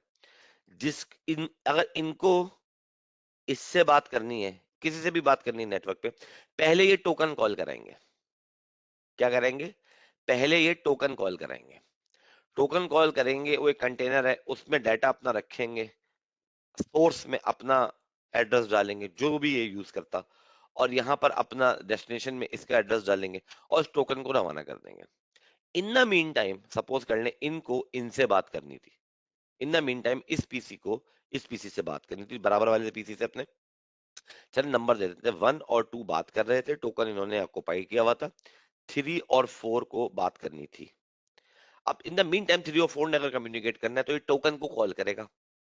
जब टोकन को कॉल करेगा तो मैसेज चला जाएगा कि आपका वेटिंग नंबर ये है, इसको कोई वेटिंग नंबर दे देगा, वॉट एवर जो भी कुछ, और जनाब अली टोकन अभी बिजी है, टोकन फ्री होगा तो फिर हम आपको दे देंगे। अब सिलसिला कैसा है, ऐसा है कि जब टोकन इनको डिलीवर कर देगा, डाटा तमाम चीजें हो जाएंगी, तो वो खाली होके फिर घूमने के बजाय डायरेक्ट इनके पास चला जाएगा, 3 नंबर के पास, और बोलेगा जी आपका था नेक्स्ट नंबर, एज पर। ये पूरा मैकेनिज्म डिफाइंड था टोकन रिंग में, इसको हम कहते थे token ring, right. Ring topology में भी वही ब्रॉडकास्टिंग के इशू और दूसरे इश्यूज थे, तो वो चल रहा होता था। खैर, सो ये सारी कम्युनिकेशन जो हमारे पास हो रही होती थी पुराने जमाने में, ये हाफ डुप्लेक्स के ऊपर हो रही होती थी। हाफ डुप्लेक्स कैसे कहते हैं? जो only allow one device to send और रिसीव एट अ टाइम और on a shared medium, used on WLAN and legacy bus topology with Ethernet hub। अगर Ethernet hub लगा हुआ है तो LAN के ऊपर, अदरवाइज वायरलेस LAN के ऊपर तो आज भी आपके पास जो है वो क्या है, तो मतलब वायरलेस अगर आप बना रहे हैं, कोई भी वायरलेस कर रहे हैं, तो आपके पास यही हाफ डुप्लेक्स कम्युनिकेशन चल रही होती है आज के दौर में भी। सही है जी। फुल डुप्लेक्स जिसे कहते हैं, जो हम आप यूज करते हैं कि एट अ टाइम मैं भी आप लोगों से बात करते करते अगर कोई फाइल डाउनलोड पे लगा दूं, तो ऐसा नहीं कि मेरी डाउनलोडिंग नहीं होगी, तो एक वक्त में एक ही काम करता है। Full half duplex full duplex दोनों काम करता है, अपलोडिंग भी करेगा और डाउनलोडिंग भी करेगा। इसकी बहुत अच्छी सी मिसाल मैं आप लोगों को देता हूँ। वैसे तो 3 मोड होते हैं। पहला होता है सिंप्लेक्स। सिंप्लेक्स कैसे कहते हैं, याद रख लीजिए कि डुप्लेक्स 6 के मोड है हमारे पास। पहला है सिंप्लेक्स। सिंप्लेक्स कैसे कहते हैं? मैन्युफैक्चरर के पास से डिजाइंड है, जो भी आपकी कम्युनिकेशन की डिवाइस है, वो मैन्युफैक्चरर के पास से डिजाइंड है क्या करने के लिए? या तो वो इनपुट करेगी या वो आउटपुट करेगी, इसके अलावा कुछ नहीं करेगी। सही है। एक मतलब मैन्युफैक्चरर के पास से डिजाइन है, लाइक मेरा मॉनिटर, ये टच स्क्रीन नहीं है, ये सिंपल सा मॉनिटर है मेरा जो सामने रखा है, एलईडी स्क्रीन। इसका काम क्या है? मैं इसमें कभी इनपुट नहीं दे सकता, मैं इसको छू लूं, कुछ भी कर लूं, मैं इसमें कभी इनपुट नहीं दे सकता। ये हमेशा मुझे क्या देगी? आउटपुट देगी। ये मैंने कुछ नहीं किया, ये मैन्युफैक्चरर के पास से डिजाइंड आई है कि ये मुझे क्या देगी? आउटपुट ही देगी, कभी इनपुट नहीं लेगी। ये जो मेरा कीबोर्ड है जिसपे मैं आप लोगों को लिखता हूँ या आगे कुछ काम करता हूँ, जो भी कुछ है, तो ये कीबोर्ड मैन्युफैक्चरर के पास से डिजाइंड है कि ये हमेशा मुझे क्या देगा? ये मुझे इनपुट के लिए देगा। ये कभी भी मेरे कीबोर्ड पे कुछ आता नहीं है लिखा हुआ, इस पे कभी कोई आउटपुट नहीं आता। मैंने यहाँ पे कुछ लिखा हुआ, यही इसका रिजल्ट कीबोर्ड पे आ जाए, ऐसा नहीं होता। इनपुट आउटपुट डिवाइसेस का आप लोगों को होगा। तो जो डिवाइस फिक्स्ड है मैन्युफैक्चरर के पास से, तो वो सिंप्लेक्स कहलाती है। क्या कहलाती है? फिक्स किसी एक काम के लिए, तो वो क्या कहलाती है? सिंप्लेक्स। वो डिवाइस जिसके पास दोनों कैपेबिलिटीज हों, उसकी कैपेबिलिटी अगर एक ही है तो वो सिंप्लेक्स है, लेकिन अगर उसके पास दोनों कैपेबिलिटी हो, लाइक उसके पास डाउनलोडिंग की भी कैपेबिलिटी हो और उसके पास अपलोडिंग की भी कैपेबिलिटी हो, मगर वो एक वक्त में कोई एक चीज को यूज करती है, जस्ट लाइक आपका वॉकी टॉकी। वॉकी टॉकी में क्या होता है? वॉकी टॉकी में आप सुन भी सकते हैं और आप बोल भी सकते हैं, मगर आप एक वक्त में एक काम करते हैं। तो ऐसी डिवाइसेस को हम क्या कहते हैं? हाफ डुप्लेक्स कहते हैं। रियल लाइफ में मैंने आपको वॉकी टॉकी की एग्जांपल दे दी। आप अपने डेटा से बताते हैं कि मैंने कम्युनिकेशन बंद कर दी है। आप बोलते बोलते आप देखते होंगे वो जो बटन दबा के बोलते हैं, फिर कहते हैं ओवर। ओवर का मतलब है आई एम ओवर, अब मैं और नहीं बोलूंगा, अब जिसको मैसेज सुन गए तो वो अपनी वो कर दें। तो वो कहते हैं कि जी कम्युनिकेशन जब एंड हो जाती है तो वो भी वो डाटा से बताते हैं ओवर एंड आउट, मतलब अब हम कम्युनिकेशन ही एंड कर रहे हैं, जो मैसेज था वो पहुंच गया। ओके, तो वो क्या होता है, एक वक्त में एक काम होता है, दोनों नहीं हो रहे साथ साथ। दोनों काम किस में हो रहे हैं, मोबाइल में हो रहे हैं, आपके पीसी पे हो रहे हैं, बहुत सारे जो में हो रहे हैं, तो वो फुल डुप्लेक्स है। जब एक ही डिवाइस अपने अंदर में दोनों चीजें रखती है और दोनों को बैक वक्त यूज करती है, यानी कि एक ही टाइम पे यूज करे, अपलोडिंग को भी और डाउनलोडिंग को भी, जो आजकल के दौर के पीसीज हैं, एनआईसीज हैं, ये दोनों काम एक साथ आपके करवा रहे हैं, तो वो क्या करता है, वो आपका फुल डुप्लेक्स कहलाता है। मोबाइल भी आजकल के दौर का आपका क्या है, फुल डुप्लेक्स है। तो अगर मैं आपसे अपना मोड पूछूं, मतलब मेरा आपका हम सबका मोड क्या है, तो हम सबका मोड है फुल डुप्लेक्स, राइट। मोड हमारा फुल डुप्लेक्स है, मगर हम कम्युनिकेशन को सक्सेसफुल हाफ डुप्लेक्स में बनाते हैं। मैं बोल रहा हूं और आप भी बोलेंगे तो कम्युनिकेशन नहीं होगी। एट अ टाइम मैं बोल रहा हूँ, इस वक्त मैं अब कुछ अपलोड कर रहा हूँ, तो मैं डाउनलोड आपकी सुन नहीं सकता, मुझे रुकना पड़ेगा, मुझे खामोश होना पड़ेगा, फिर मैं आपकी सुनूंगा। ऐसे ही होता है फोन पे भी, अगर दोनों पार्टी एक साथ बोलना शुरू हो जाए तो आप कभी भी वो कम्युनिकेशन सक्सेसफुल नहीं बना सकते। जिससे आप बात कर रहे हैं मोबाइल पे, कभी भी कम्युनिकेशन आपकी सक्सेसफुल नहीं होगी, क्योंकि आप भी बोल रहे हैं और वो भी बोले। तो होगा क्या, आपकी डाउनलोडिंग उस वक्त नहीं चलेगी, आप अपलोड कर रहे होंगे, वो बात आपकी समझ में नहीं आएगी।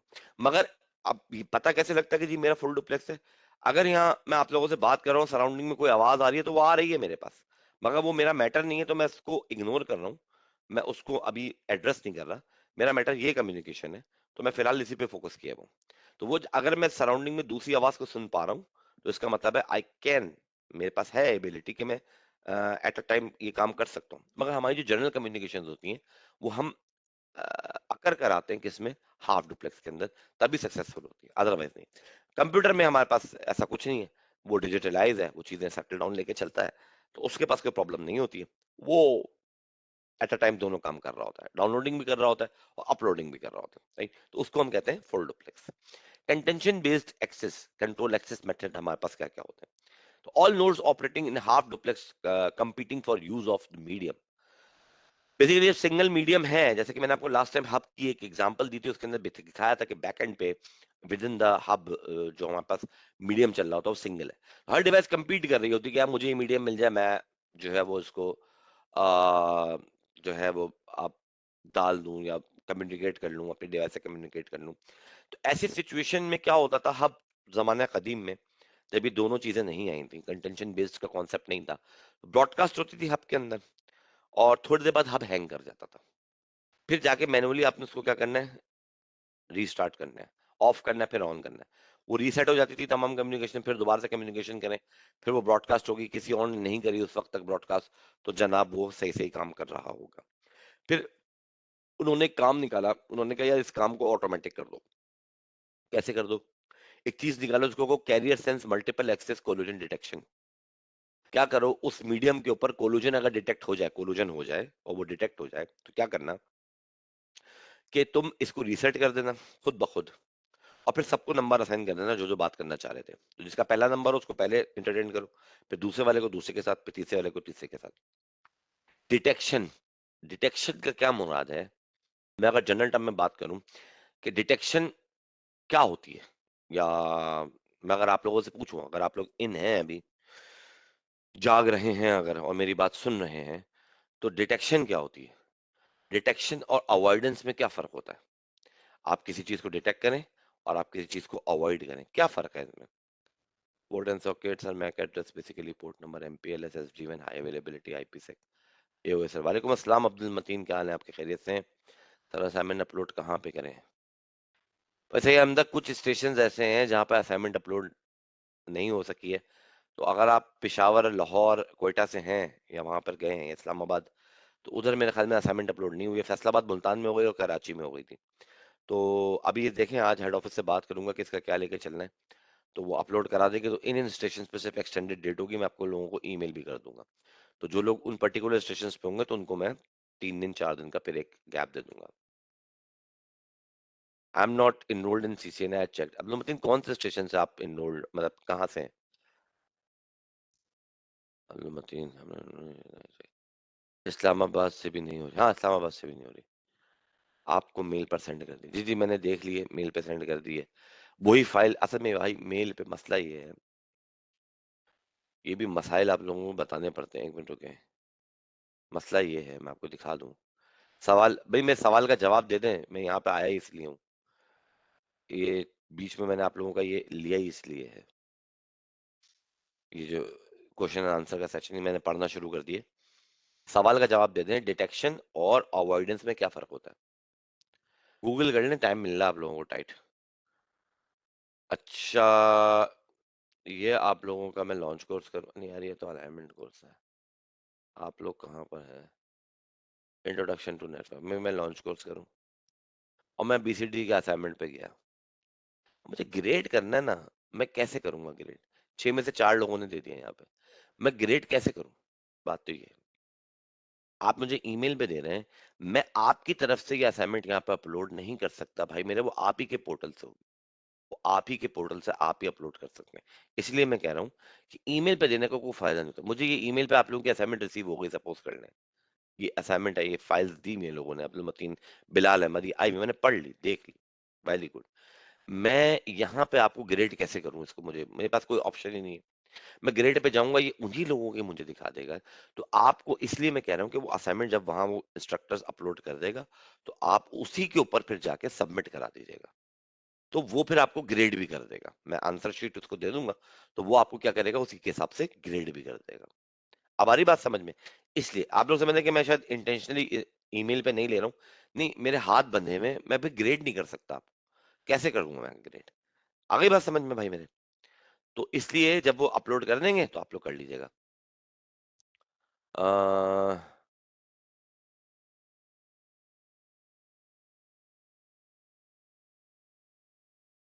नहीं, फिलहाल मैं अब इनरोल नहीं हो सकता।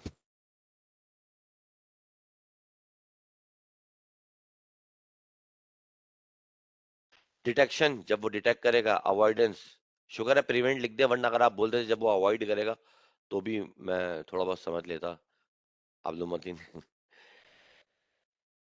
रिकॉर्डेड नहीं, भाई मेरे बिलाल, मसला ये है कि ये एक वक्त होता है व्यू का, वक्त वक्त अगर गुजर जाए तो ये इनरोलमेंट नहीं देते फिर। मैं बात कर लूंगा, अगर कोई इनरोल करना चाह रहा है इस वक्त में, मैं हेड ऑफिस क्यूरी डाल के देख लूंगा। तो अगर करना चाह रहा है और वो एग्रीड है इस बात के ऊपर कि हाँ मैं रिकॉर्डेड लेक्चर से सुन लूंगा, वो हमें एक ईमेल कर दे। वो मुझे एक ईमेल कर दे पहले कि मैं लेना चाह रहा हूँ, और फिर मैं उसके बिहाफ पे, मैं अपने पास से क्यों करूँ कि मैं, आपको क्या मसला, तो आप कोई क्यूरी जनरेट कर दें, आप ना करें, वो बच्चे खुद कर दे, मेरा ईमेल दे दें, आपको मेरा ईमेल तो पता है, और वो फिर कर लें तो उसका पता हो, वैसे हम वो क्यूरी के बिहाफ पे कर लेंगे। सबमिट पे आपका नेम नहीं आ रहा, बाकी स्ट्रक्चर क्या आ रहा है? हाँ, जो स्ट्रक्चर होगा ना उनका आ रहा होगा, जिस सेक्शन से आप है ना उनका आ रहा होगा, कोई बात नहीं, आप उन्हीं को सबमिट करा दें। करा देते, अब तो नहीं, खैर करा दी होगी इंशाल्लाह ताला आपने। तो भाई, दीदी अब्दुल मतीन मैं देख लूंगा, मैंने इस्लामाबाद से आपकी क्यूरी डाल दी है, मैंने वहां पे फैसल सलीम को बोल दिया है कि आप क्यों नहीं हुए इनरोल्ड, वो उस मैटर को देखें और एज सुन एज पॉसिबल इसको रिजॉल्व करें। आप ही थे जिन्होंने भेजी थी वो, कोई कामयाब जवान के कोर्स में आप इनरोल्ड हैं, मेरे ख्याल में आप ही की वो आ रही हुई थी। आपने मुझे स्क्रीनशॉट भेजा था ना, जो कोर्स आपके पास शो हो रहा है वो किसी और एकेडमीज के थ्रू आपके पास आ रहा है ना। हाँ, वो देख लिए मैंने, वो आगे फॉरवर्ड भी कर दिए, वो इंशाल्लाह हो जाएगा। भाई मेरे सवाल का एक ही जवाब आया है, और वो भी बड़ा अजीब सा आया है। डिटेक्शन डिटेक्ट करने को कहते हैं, और अवॉइडेंस प्रिवेंट करने को कहते हैं। बात तो वैसे सही है, लेकिन है क्या, इसको समझते हैं। याद रखिए, अच्छा इसके ऊपर अब आ जाते हैं टॉप टॉपिक के ऊपर। याद रखिए मेरे भाई कि डिटेक्शन जब होती है जब इंसिडेंट अकर हो जाता है, ये बात याद रखिएगा। ये जो रिमोट है यहाँ पे एसी का रखा है, अगर ये यहाँ बिल्कुल टेबल के कॉर्नर पे रखा है, मैं इधर कॉर्नर पे यहाँ ऐसे करके आपको दिखाऊं, तो कोई भी यहाँ से गुजरे अगर, तो इससे टकराएगा और ये गिर जाएगा। ऐसे ही है कि ग्लास है, कोई कप है, वो रखा है बिल्कुल टेबल के कॉर्नर पे, और यहाँ पे आने जाना है लोगों का, तो ये कोई आएगा और ये गिर जाएगा। तो जब ये कोई गुजरा और ये गिरा, तो मैंने क्या किया, नुकसान होने के बाद मैं डिटेक्ट करता हूँ। इंसिडेंट अगर हो जाता है, तब मैं अगर किसी चीज को जान रहा हूं, तो वो क्या कहलाती है? डिटेक्शन। वो क्या कहलाती है? डिटेक्शन। मैंने, अच्छा, पहले आपकी एक बार जब डिटेक्शन हो जाती है, फिर आप विजिलेंट हो जाते हैं। फिर आप क्या करते हैं, फिर आप चीजों को अवॉइड, अब आप कहते नहीं एक इंसिडेंट हो गया और मैंने देखा था इससे नुकसान हुआ, गिलास टूट गया। अब अगर आप कभी यहाँ कोने पे गिलास रखा देखेंगे तो आप उसको उठा के टेबल के सेंटर या कहीं सेफ पॉइंट पे रख देंगे। ये है अवॉइडेंस। ये क्या है? अवॉइडेंस। आप इंसिडेंट के अकर होने से पहले कोई एक्शन या कोई प्रिवेंशन प्लान लेते हैं तो उसको हम क्या कहते हैं? अवॉइडेंस। इंसिडेंट अकर होने के बाद उसके जो कॉन्सिक्वेंसेस हुए उनको आपने देखा, अभी यार ये मसला हो गया भाई, प्रॉब्लम हो गई है, वो क्या कहलाती है? डिटेक्शन। लर्निंग, लर्निंग के पर्सपेक्टिव्स हैं कुछ, तो कुछ चीजें हम डिटेक्ट करके लर्न करते हैं और उस डिटेक्शन की लर्निंग को यूज करते हुए फिर हम चीजों को अवॉइड करते हैं। क्या करते हैं? अवॉइड करते हैं। सिक्योरिटी में बड़ा इंपॉर्टेंट कॉन्सेप्ट है ये कि डिटेक्शन और अवॉइडेंस। आईपी जो हमारे पास आईडीएस होता है, इंट्रूजन डिटेक्शन सिस्टम, वो डिटेक्ट करता है। इसका मतलब क्या है? वो डिटेक्ट करेगा। तो इन डिटेक्ट कब करेगा भाई? जब आप कॉम्प्रोमाइज हो चुके होंगे, जब वो डिटेक्ट करेगा। समझ रहे हैं बात को? उसने आपकी डिवाइस के बिहेवियर देखे, उल्टे सीधे हो रहे हैं, मेजर्स ऊपर नीचे हो रहे हैं, तो डिटेक्शन है। उस डिटेक्शन के कोलैबोरेशन के साथ एक लगा हुआ होता है आईपीएस, इंट्रूजन प्रिवेंशन सिस्टम। तो बेसिकली जो वो डिटेक्ट कर रहा होता है और उसका अगर थ्रेशोल्ड पूरा हो गया सारा का सारा कि हाँ जी ये था एक अदद अटैक, इसने नेटवर्क को नुकसान पहुंचाया, तो आप उसकी एंट्री ले आते हैं। अगर आपका अपना आईपीएस है, आप उसकी एंट्री ले जाते हैं इंट्रूजन प्रिवेंशन के अंदर कि नेक्स्ट टाइम अगर कभी इस जगह से कुछ आए तो उसको क्या करना? फौरन रोक देना, वरना ये मेरे नेटवर्क को क्या करेगा? नुकसान पहुंचाएगा। तो अब आपको होपफुली समझ में आ गया होगा कि डिटेक्शन किसे कहते हैं और अवॉइडेंस किसे कहते हैं। तो ये लोकल एरिया लैन में जमाना कदीम में निकला था। कैरियर को सेंस करो किसके लिए? जब ब्रॉडकास्ट की वजह से किसी भी वजह से कोलूजन हो जाए, जब कोलूजन अकर हो गया, डेटा टकरा गया, डिटेक्ट किया, अब हब रीसेट होगा, खुद ब खुद पावर ऑन ऑफ होगी, ऑफ ऑन होगी, और उसके बाद वो सबको नंबरिंग देगा। अवॉइडेंस क्या है? अवॉइडेंस क्या है भाई? पहले वो एक्चुअल डाटा भेजने से पहले चेक करता है मीडियम फारिग है, मीडियम के ऊपर कोई लोड तो नहीं है, कोई और कम्युनिकेट तो नहीं कर रहा। Medium just like token ring sort of, अब मैंने भी आपको पूरा टोकन रिंग समझाया था कि वो पहले टोकन को कॉल कॉल करता है, वरना उसको वेटिंग नंबर मिल जाता है। इसी तरह यहाँ सीएसए में, सीए में भी यही होता है कि वो मीडियम को चेक करेगा और उसको फिर एक मिल जाता है टोकन नंबर, सॉर्ट ऑफ। यार आपका वेटिंग नंबर ये फिलहाल अभी मीडियम फ्री नहीं है, जैसे मीडियम फ्री होगा तो आपका नंबर 1 है, फलाने का नंबर 2 है, और जो अगला पीसी है 4 5 6 वॉट उसका, अगर वो कम्युनिकेट करने में इंटरेस्टेड है तो। आइडल बैठे तो आइडल बैठे, कोई मसला नहीं है। तो ऐसे मैकेनिज्म को हम क्या कहते हैं? सीएसएम में C, CA, carrier sense multiple access collision avoidance. सिलसिला कुछ ऐसा है कि लैन बहुत आगे निकल गया, लोकल एरिया नेटवर्क जो है वो बहुत एडवांस हो गया और स्विच आ गया। स्विच पर आपको पता है जितनी पोर्ट उतने कोलूजन डोमेन, कहीं कोलूजन होती ही नहीं है। हब था तो ये सारी चीजें हम लैन में यूज करते थे। लेकिन अब क्या है? लेकिन आज भी वायरलेस जो है ना, वो सीएसएमए बाय सीए यूज करता है। क्या यूज करता है? सीएसएमए बाय सीए, कोलूजन की हद तक। कोलूजन को पता भी कोलूजन हो सकती है, तो पहले भाई चेक करो मीडियम को, उसके बाद फिर आगे भेजना। आज भी जो से भी आप एक्सेस पॉइंट लगा लें, वायरलेस लैन कंट्रोलर लगा लें, कुछ भी कर लें, वो क्या करेगा? वो सीएसएमए बाय सीए को ही यूज करके आपकी कम्युनिकेशन गवर्न करा रहा होगा। ये दोनों कॉन्सेप्ट किसके थ्रू निकले थे, किस लिए निकले थे? लैन के लिए निकले थे। स्विच आ गया, डिवाइस एडवांस हो गई, चीजें सेटल डाउन हो गई, कोलूजन है ही नहीं, ये जितनी पोर्ट है सबका डेडिकेटेड पाथ है किसी दूसरी पोर्ट के ऊपर, तो वो कोलूजन होता ही नहीं है, ब्रॉडकास्टिंग इतनी होती ही नहीं है। तो क्या करो भाई? वो ये थी तो, मगर ये यूज नहीं होती क्योंकि हो ही नहीं रहा, इसको फिर वैन की तरफ शिफ्ट कर देगा। अब वो वायरलेस के ऊपर आपका ये आज भी यूज होता है। तो controlled access, determine access, access where each node has its own time on the medium, controlled access इसे कहते हैं, जो कि सीएसएम में बस सीए यूज करता है। अब तक टाइम होता है इसका, अब तक टाइम फ्रेम होता है इसके अंदर, वो कम्युनिकेट करे। वो टाइम फ्रेम डिपेंड कर रहा होता है प्रीवियस कम्युनिकेशन के ऊपर, जैसे वो एंड होगी अगला टाइम उसी का स्टार्ट होना है, उसका फौरन डाटा जाना शुरू हो जाएगा। Used on legacy network such as token ring and ethernet, ये टोकनिंग और आर्टनेट के ऊपर यूज होता था, और सीएसएमए बाय सीए भी यही यूज करता है, और आजकल के दौर में वायरलेस भी यही यूज करता है। तो डाटा लिंक का फ्रेम कैसा होता है? जो फ्रेम का जो स्ट्रक्चर है बेसिकली, जिसको हम बनाते हैं, या जो हम तो नहीं, डिवाइस बनाती है, किस तरह से होता है? ये data link is encapsulated by data link layer with a header और a trailer to form a frame. एक हेडर और ट्रेलर लगाता है आपकी अपर लेयर से जो इंफॉर्मेशन आई है, जो कि क्या है, मैं आपसे पूछूं, वो है पैकेट। नेटवर्क लेयर पे पैकेट बन गया था ना, वो पैकेट अब नीचे आया है। वो पैकेट डाटा लिंक लेयर के लिए क्या है, डाटा है। और उसको वो क्या करता है फिर, अपना हेडर और ट्रेडर लगा के फ्रेम बनाता है। तो हेडर, ये डाटा बेसिकली क्या है यहाँ पे, ये अबव लेयर से आया हुआ पैकेट है। क्या है, जो नेटवर्क लेयर से नीचे उतरा है पैकेट, इसके लिए क्या है, ये डाटा है। अब ये अपनी इंफॉर्मेशन लगाएगा इसके अंदर, फील्ड्स की, और फिर ये आगे करेगा। The amount of control information carried within the frame varies according to access control information and logical topology. ये डिपेंड करता है कि आपकी कितनी अमाउंट की इंफॉर्मेशन लगनी, क्या लगनी, कौन सा प्रोटोकॉल आप यूज कर रहे हैं। इथरनेट क्या क्या लगाता है, तमाम चीजें वो सब अपने उसके हिसाब से होती हैं। एचडीएलसी कुछ अपना लगाता है, फ्रेम रिले अपना कुछ लगाता है, तो वो अपने हिसाब से चल रहे होते हैं। सो चाहे लैन के ऊपर और वैन के ऊपर डिफरेंट हो रहे होते हैं। तो ये है हेडर। हेडर के अंदर क्या है, ये आपको एक फ्रेम की बिट दिखा रहा है। तो हेडर के अंदर क्या क्या है, फ्रेम की स्टार्ट बिट होगा कि भाई ये एक फ्रेम के स्टार्ट बिट है, यहां से ये फ्रेम स्टार्ट हुआ है। इसकी एड्रेसिंग स्कीम अगर ईथरनेट है तो यहाँ पे मैक एड्रेसेस आएंगे, सोर्स मैक और डेस्टिनेशन मैक। फिर टाइप, टाइप में क्या आता है, आइडेंटिफाई इनकैप्सुलेटेड लेयर 3, ऊपर से जो डाटा आया है तो उसकी क्या टाइप थी, कौन सा प्रोटोकॉल यूज कर रहा था। फिर कंट्रोल एक्सेस क्या करता है, आइडेंटिफाई फ्लो कंट्रोल सर्विसेज। भाई फ्लो कंट्रोल प्रॉपर रहना चाहिए, ये जो जा रहा है इसमें कहीं करप्ट तो नहीं हो रहा, एरर डिटेक्ट तो नहीं हुआ। डाटा क्या है, पैकेट है। ये मैं जो आपको बता रहा हूँ, अबव लेयर का पैकेट हमारे लिए यहाँ डाटा लिंक लेयर के ऊपर क्या होता है, डाटा। अदरवाइज फिर क्या होता है, डिटेक्शन। इन चीजों को अब एक से बात समझ में आती है, बात एक एक होती है, इन चीजों को मुझे पढ़ा क्यों रहे, वजह क्या है। वजह ये है कि जब आप कभी नेटवर्क में होंगे और कोई क्रिटिकलिटी आ जाए, तो आप जब पैकेट को स्निफ करेंगे ना वायर शार्क के थ्रू, तो आपको वो ये ये इन्फॉर्मेशन होंगी वहां पे सारी। आपको ये बातें पता होनी चाहिए कि क्या है क्या, ये क्या काम कर रही होती है, फ्रेम की फील्ड आ रही होंगी आपके पास वहां पर।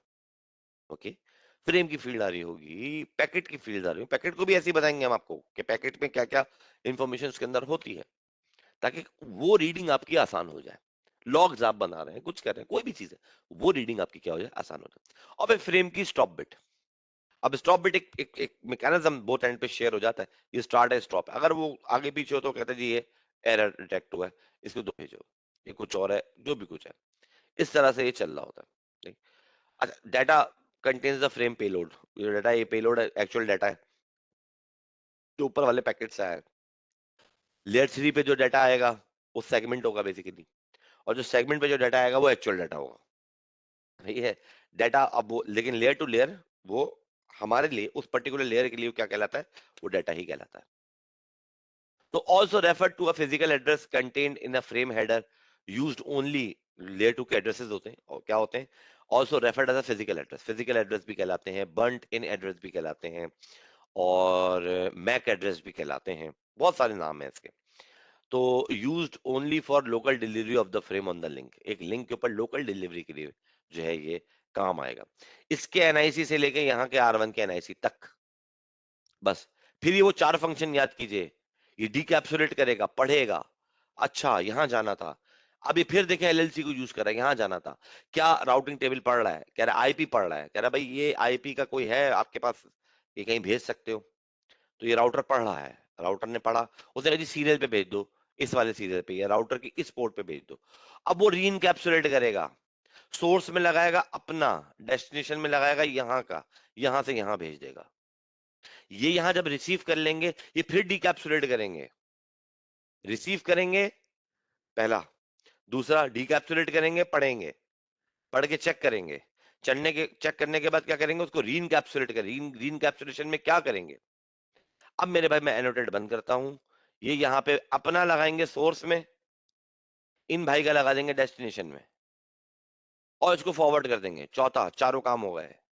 इन्होंने यहाँ पे डाटा निकला, यहाँ पे रिसीव हो गया, आईपी नहीं छेड़ रही, आईपी वहीं की वहीं कांस्टेंट है। क्या चेंज हो रहा है कंटिन्यूअसली थ्रू आउट कम्युनिकेशन में, मैक एड्रेस की कम्युनिकेशन, मैक एड्रेस की फील्ड्स को चेंजिंग कर रही है, उसका सोर्स और डेस्टिनेशन। यहां रिसीव हो गए, अब क्या होगा, पहला काम हो गया। वो उन 4 फंक्शंस में से जो पीछे पढ़ा है आपको, पहला काम रिसीव, इंटरटेन किया इन्होंने। इंटरटेन करने के बाद इन्होंने इसको क्या किया, डीकैप्सुलेट किया, पढ़ा डेस्टिनेशन क्या थी। डेस्टिनेशन क्या थी वो पढ़ने के बाद इनको पता लगी डेस्टिनेशन ये थी। तो इन्होंने उसको अब दूसरा काम ये हो गया, पढ़ा और पता लगा लिया। तीसरा काम री इनकैप्सुलेट किया। अब सोर्स में ये यहां लगाएंगे अपना, डेस्टिनेशन में ये इसका लगा देंगे, और ये डाटा यहां से यहां आ जाएगा। क्लियर? ये जो आ जाएगा चौथा काम है, फॉरवर्ड फॉरवर्ड कर देते थे वो। ऐसे ही यहाँ पे इस तरह से ये पहुंच जाएगा। इस थ्रू आउट कम्युनिकेशन में आईपी कभी भी चेंज नहीं होती। चेंज क्या होता है? डेस्टिनेशन और सोर्स का एनआईसी के एड्रेसेस जो कि आप यूज करते हुए चल रहे हैं। तो लोकल एरिया लैन जब चलता है तो ये मैक एड्रेसेस होते हैं, और अदरवाइज जो दूसरे प्रोटोकॉल होते हैं वो अपने अपने एड्रेसेस की स्कीम खुद लेके चलते हैं।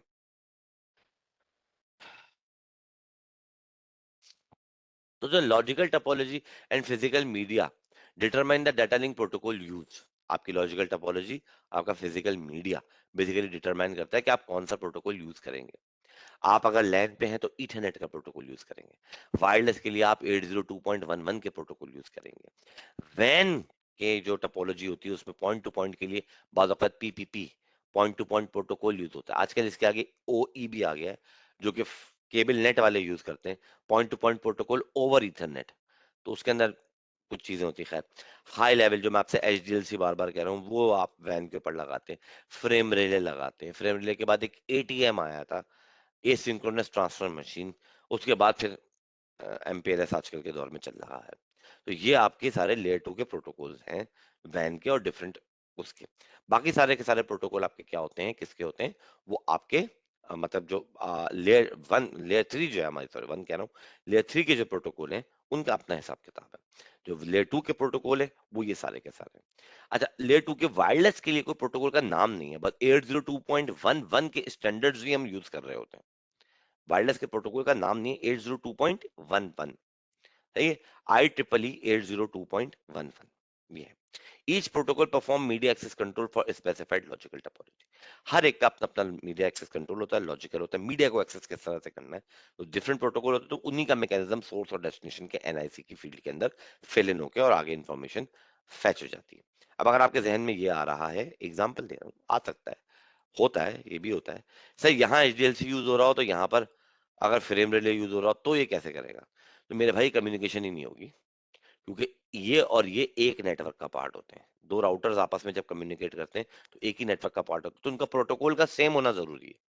पहला चैप्टर याद कर लीजिए, प्रोटोकॉल का सेम होना, लैंग्वेज का सेम होना जरूरी है। ऐसा नहीं हो सकता कि यहाँ यहाँ एक प्रोटोकॉल यूज करेगा, यहां से यहाँ एक प्रोटोकॉल यूज करेगा, यहां से यहाँ एक प्रोटोकॉल यूज करेगा।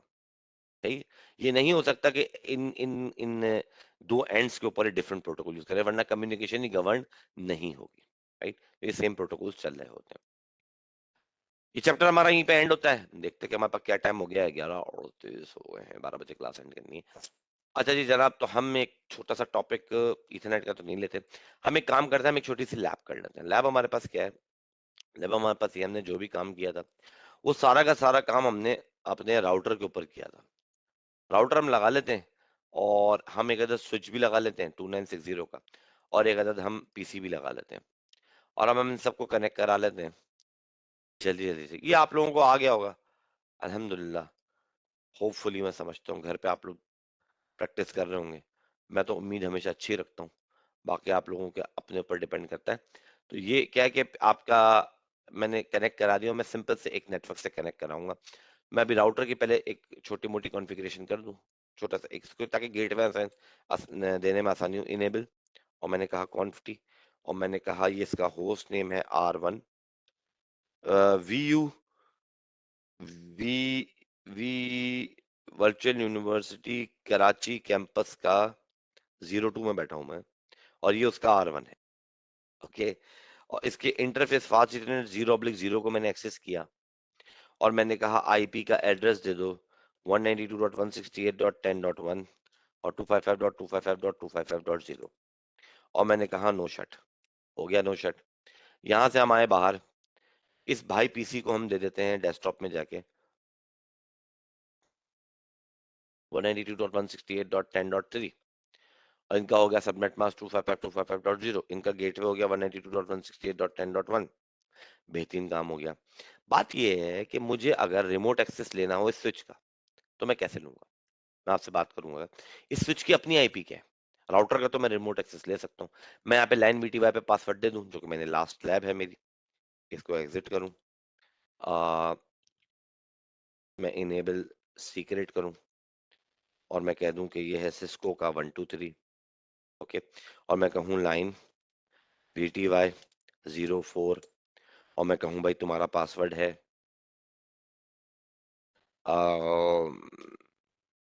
सिस्को 123 और तुम लॉग इन हो जाना।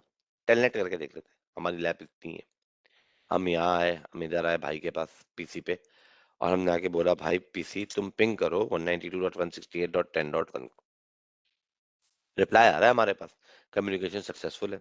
हमने कहा जी टेलनेट करो 192.168.10.1 को। टेलीनेट हो गया, टेलनेट था यार। पासवर्ड मांग लिया भाई ने। हमने कहा भाई हमारा पासवर्ड था सिस्को 123, आ गया, इनेबल किया, सीक्रेट मांग लिया, ये भी हमने सेम रखा था सिस्को 123, आ गया। मैं इसी राउटर के अंदर शो रनिंग करता हूँ, मैं इसका एक्सेस ले रहा हूँ। भाई स्विच भी तो मैनेज होता है, इस स्विच का भी तो अपना CLI है, ये रहा। इसका रिमोट कैसे लूंगा? इसकी तो अपनी कोई आईपी नहीं है, तो अपनी कोई आईपी है ही नहीं। ये तो काम क्या कर रहा है बेचारा, ये देखें, ये इस पोर्ट पे कनेक्ट किया था फास्ट इथरनेट 0/0 पे, भाई को मैंने कनेक्ट किया था इस वाली पोर्ट पे फास्ट इथरनेट 0/0 पे। इसको मैंने आईपी इंस्टॉल करी, तो मैंने पीसी से इस आईपी को हिट किया, मैं इसके थ्रू राउटर के अंदर एंटर हो गया। बात ये है कि मुझे ये आप बताएं कि मैं तो अब इस आईपी को हिट कर रहा हूं, तो ये तो मुझे राउटर पे लेके जा रहा है ये ना। और मैं यहाँ पीसी, अब मैं क्या स्विच के लिए मैं क्या हिट करूं, स्विच को रिमोट एक्सेस देने की क्या हिट करूं, तो कोई आईपी देनी पड़ेगी कहीं मुझे। स्विच में बाय डिफॉल्ट याद रखिए एक अदद वीलैन होता है सिस्को के स्विचेस में, और हर पोर्ट उस वीलैन का मेंबर होती है। वीलैन क्या होता है ये भी छोड़ दें आप, ये अभी छोड़ दें आप। एक वीलैन बाय डिफॉल्ट बना हुआ होता है, इसको हम वीलैन 1 कहते हैं, इसको हम रीनेम नहीं कर सकते, इसको हम डिलीट नहीं कर सकते, इसके अंदर से पोर्ट्स निकाल सकते हैं, सही। तो वीलैन एक लंबा टड़ंगा टॉपिक है, उसको हम फिर डिस्कस कर लेंगे बाद में, वर्चुअल लैन। फिलहाल एक बात है कि हमारे पास एक वीलैन 1 इसके अंदर बना हुआ होता है। तो हम क्या करेंगे, स्विच को सबसे पहले हम इसका नाम चेंज करेंगे, हम कहेंगे कॉन्फ्टी, अच्छा नहीं, सबसे पहले भाई इनेबल, फिर हमने कहा कॉन्फ्टी, स्विच के अंदर कर रहा हूँ अभी काम में, पहले मैं किस में कर रहा था, राउटर में कर रहा था, तो वो मैंने सब आपको करके दिखा दिया, ठीक, प्रीवियस की लैब में। अब SSH भी है और दूसरी चीजें भी हैं, वो हम देख लेंगे, यहाँ पे नहीं करेंगे, सिर्फ टेलनेट ही करके देखेंगे। ये वो सारे काम आप इस स्विच के ऊपर अप करके देख लीजिएगा, मैं आपको इसका रिमोट एक्सेस लेना बता दूंगा कि किस तरह से लेते हैं। हम क्या करते हैं, इसका होस्ट नेम करते हैं, हम कह देते हैं भाई ये वर्चुअल यूनिवर्सिटी कराची कैंपस 02 का क्या है, स्विच 1 है, ये कौन है, स्विच, नाम चेंज कर दिया मैंने, ठीक। और मैं अब किस पोर्ट के अंदर जाऊं, मैं इंटरफेस के अंदर जाता हूं, तो वहां तो इसके अंदर ऑलरेडी एक आईपी, जो कि डिवाइस आईपी एक डिवाइस रखती है, वो कनेक्टेड है। ये पीसी है ना, अगर यहाँ मैं 5.0/2 पे जाऊं, इसका रिमोट लेने की कोशिश करूं, तो ये पीसी का रिमोट आ जाएगा। अगर मैं 1 पे जो आईपी लगी है उसका करूं, तो ये तो इन डिवाइसेस की आईपी है ना, इस बेचारे स्विच की अपनी आईपी क्या है, उस स्विच को जब आपको आईपी देनी होती है, तो आप उसके वीलैन 1 को आईपी दे देते हैं। किसको दे देते हैं, आप इंटरफेस वीलैन 1 में जाते हैं और जाके कहते हैं आईपी का एड्रेस, और कहते हैं 192.168.10.2। मैंने पीसी को क्या दिए, 3 दिए, मैंने जानबूझ के 3 दी थी, हाँ 3 दिए, बिल्कुल सही है। सही, हम यहाँ पे आए, हमने क्या कहा, इंटरफेस वीलैन 1, वे वर्चुअल लैन का एक इंटरफेस है वहां पर बना हुआ है। जब हमने स्विच का रिमोट एक्सेस लेना हो, तो हम कैसे एक्सेस करते हैं, उसकी किसी वीलैन को आईपी दे देते हैं, ठीक?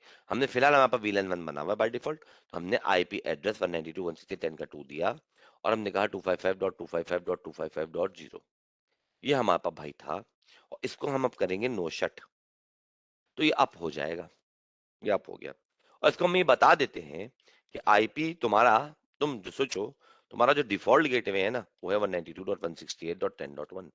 तुम्हारा भी डिफॉल्ट गेटवे क्या है, वो है, तुमको अब आईपी मिल चुकी है, तो तुम्हारा डिफॉल्ट गेटवे क्या है, भाई तुम्हारा भी एक अलग इनेबल सीक्रेट है, टैब दबा रहा हूँ, एंटर नहीं दबाया है, वो क्या है, सिस्को 123 है, सही है। और तुम्हारे के अंदर भी एक अदद लाइन VTY 0 से लेके 4 तक हम क्रिएट कर सकते हैं, और इसका पासवर्ड क्या दे देंगे हम? इसका पासवर्ड हम दे सकते हैं सिस्को 123, ठीक है? और हमारे पास क्या है? और हमारे पास ये है, हम इसको लॉग इन करा। अच्छा, ये पासवर्ड वो बताएगा मुझको? तो ये सवाल पूछे तो कोई बताता नहीं है। वैसे मुझसे तरह सारे सवालात करते रहते हैं। तो ये सवाल है मेरा, ये जो मैंने पासवर्ड लगा दिया, क्या ये पासवर्ड लग गया? क्या अब मैं बाहर निकलूं तो लाइन वीटीवाई के थ्रू आऊं तो ये पासवर्ड मुझसे प्रॉम्प्ट करेगा? नहीं, नहीं। दो ही लोग जो कि सवाल का जवाब देंगे। कितनों में से?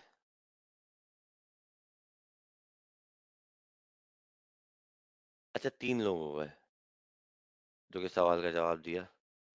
चले, तीन लोग हो गए, तो चीजें समझ में आ रही हैं। भाई क्यों? क्योंकि जब तक लॉगिन नहीं लिखूंगा ये नहीं करेगा, इम्प्लीमेंट नहीं होता। लॉगिन लिखते हैं तभी क्या होता है? इम्प्लीमेंट होता है। तो अभी लॉगिन लिख के हमने इम्प्लीमेंट कर दिया। Tell transport input by default तो इस पे दोनों के दोनों हुए हैं। ये आपने लास्ट हमारी जो वो थी एसएसएच की लैब, उसमें देख लिया था। फिलहाल हम ऑल पे छोड़ देते हैं, हम कोई फिक्स नहीं कर रहे। अब अगर मुझे अब अगर मुझे स्विच का एक्सेस लेना है रिमोट, सही है ना भाई, स्विच भी तो बहुत सारे काम करने हैं अभी हमने आगे आके। स्विच का एक्सेस लेना है रिमोट, तो हम क्या करेंगे? हम इस आईपी को हिट कर देंगे जो हमने वीलैन को दिए इसके। ये आईपी यहाँ पे इंस्टॉल्ड हो गई इसके ऊपर। हम इसको हिट करेंगे तो हमारे पास क्या आ जाएगा? हमारा वीलैन है।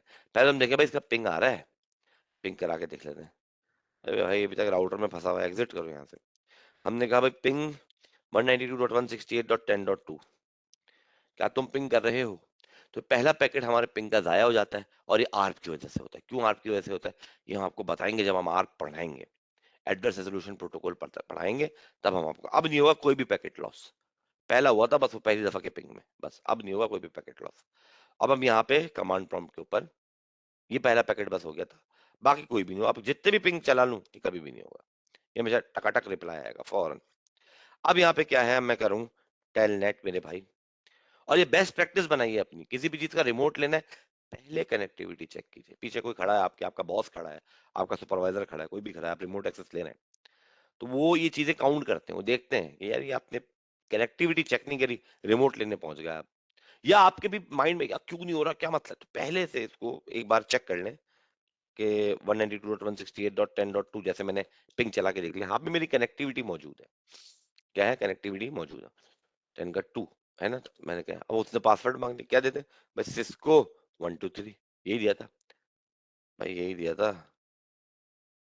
हाँ भाई यही दिया था। तो हम कहाँ आ गए? हम स्विच में आ गए भाई। वो वर्चुअल आईपी जो हमने दी थी उसको वीलैन के ऊपर, उसको को जब हमने हिट किया तो वो हम जो है क्या करें, हम स्विच के ऊपर आ गए। अब हम यहाँ पे करें इनेबल, तो क्या होगा? तो ये सिस्को 123, अब हम उसके अंदर हम देख लेते हैं। शो रनिंग चला के इसके अंदर वही सब कुछ चलता है, सब कुछ वही है, बस ये बिहेवियर चेंज था एक्सेस करने का। फिजिकल पोर्ट पे आईपी नहीं दे सकते हम, इसकी लॉजिकल वीलैन इंटरफेस के ऊपर आईपी देते हैं, उसके थ्रू हम इसको हिट करके और इसको वो करते हैं। अब आपका काम क्या है, आप सारे भाइयों का, जो मेरे स्टूडेंट्स हैं सब, उनका काम ये है, जो मैंने प्रीवियस जितनी लैब कराई है, इनेबल सीक्रेट, आईपी डोमेन बनाना, यूजर नेम बनाना, एसएसएच की जो भी लैब कराई है, वो सब की सब क्लॉक सेट करना है, सब मैंने आपको करा चुका हूँ। ये सारी की सारी लैब आप स्विच के ऊपर परफॉर्म कर लीजिएगा और मुझे बता दीजिएगा। ये स्विच का इंटरफेस है। यहाँ पे जरा मैं भी कंफर्टेबल नहीं होता, ब्लैक बैकग्राउंड और व्हाइट उसके ऊपर व्हाइट फोरग्राउंड हो आपका। तो यहाँ से हम देख लेते हैं, स्विच को खोलें तो ये सीएलआई पे क्लियर आपको दिख जाएगा शो रनिंग, और ये स्विच है और ये इनेबल सीक्रेट इसका हुआ है। ये सारी पोर्ट है भैया की और स्विच भाई की, और ये इसका लाइन वीटीवाई पे पासवर्ड भी हुआ है। डिफॉल्ट गेटवे सेट है और वीलैन 1 को इंटरफेस को आईपी भी दी है। ठीक है, शो रनिंग वो वाहिद कमांड है स्विच और राउटर के लिए, वो उसको पूरा का पूरा खंगाल कर रख देती है। सवाल आया हमारे पास कोई? सर मोस्टली पिंग डिसेबल होता है। मैं आपसे पूछूं क्यों होता है, क्या आप वजह इसकी बताएंगे मुझे? आकिब असगर, वजह बताएंगे पिंग डिसेबल क्यों होता है? आप जो कोर्स पढ़ रहे हैं उसमें आप बादशाह हैं लैन के, लोकल एरिया वैन लैन आपके कंट्रोल में हो, आप नेटवर्क है, आप इनेबल करें और शुरू हो जाएं। लेकिन वापस उसको वापस डिसेबल कर दीजिएगा। तो क्या थ्रेट है मुझे? सिक्योरिटी रीजन तो आपने बता दिया, थ्रेट क्या है मुझे? क्या वजह है कि मैं पिंग डिसेबल कर देता हूँ? पिंग हो रहा है, होने दो यार, क्या मसला है? क्या क्या सिक्योरिटी का थ्रेट है मेरे पास ऐसा? पिंग तो पिंग है बेचारा, मासूम सा पैकेट है, 32 बाइट का, जाएगा आ जाएगा वापस। इसमें क्या, कोई लोड भी नहीं लगेगा, 4 पिंग के पैकेट जाते हैं वापस आ जाते हैं, छोटे से तो हैं बेचारे। ऐसा क्या सिक्योरिटी का इसके अंदर कंसर्न होता है आके बस करके मुझे पिंग को बंद करना पड़ जाता है? अमूमन 90%, 99% लोग वैन की पोर्ट्स के ऊपर पिंग बंद करके रखते हैं जो उनके इंटरनेट से कनेक्ट हो रही होती है। तो उसकी वजह क्या होती है?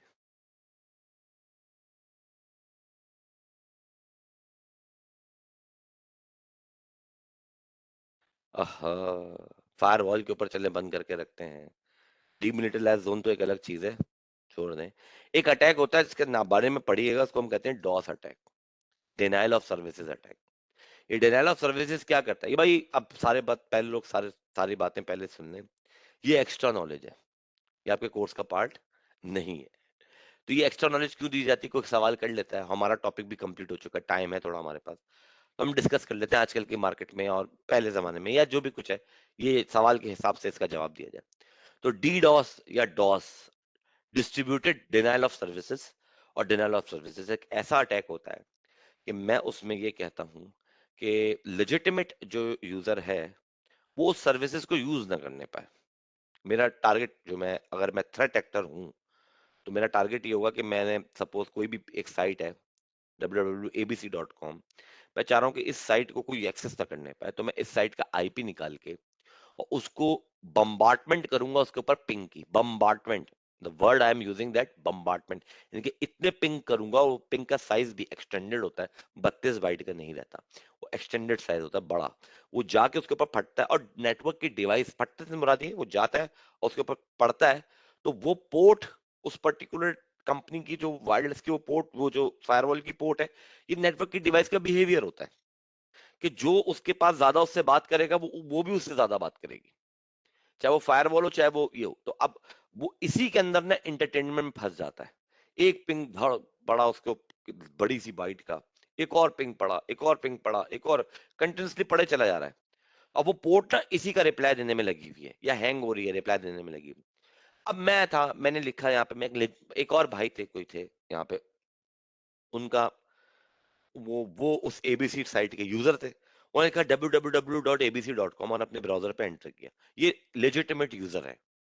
जब एंटर किया तो भाई वैन के थ्रू है, अब वैन तो लगी हुई है मेरे, जो ये मैंने बम्बार्टमेंट करी इसको एंटरटेन करने में, उसको वक्त ही नहीं मिल रहा कि वो मेरे छोटे से पैकेट को कोई काम करे, कुछ करे। वो इतने बड़े बड़े पैकेट हैं वो। तो उससे क्या होता है कि मेरे पास यहाँ पर, मेरे पास क्या आ जाता है, मेरे पास टाइम आउट आ जाता है, मेरे पास कुछ और आता है, राइट एक्सेस नहीं हो पाती, या मैं उस पर्टिकुलर जगह को एक्सेस नहीं कर पाता। तो अब जो है उसमें ऐसी चीजों तो एक तरह से क्या हो गया, सर्विसेज डिनाइल हो गई, डिनाइल ऑफ सर्विसेज हो गया। उसमें जो है हम उसको कर दे। फिर इसका हल क्या है? हल ये होता है, जिस आईपी से ये आ रहा है उसको क्या करो, ब्लॉक कर दें आप वैन के ऊपर। आपने ब्लॉक कर दिया वैन के ऊपर, तो सही है, चलो। तो एक और चीज निकाल ली फिर थ्रेट एक्टर्स ने, डिस्ट्रीब्यूटेड डिनाइल ऑफ अटैक।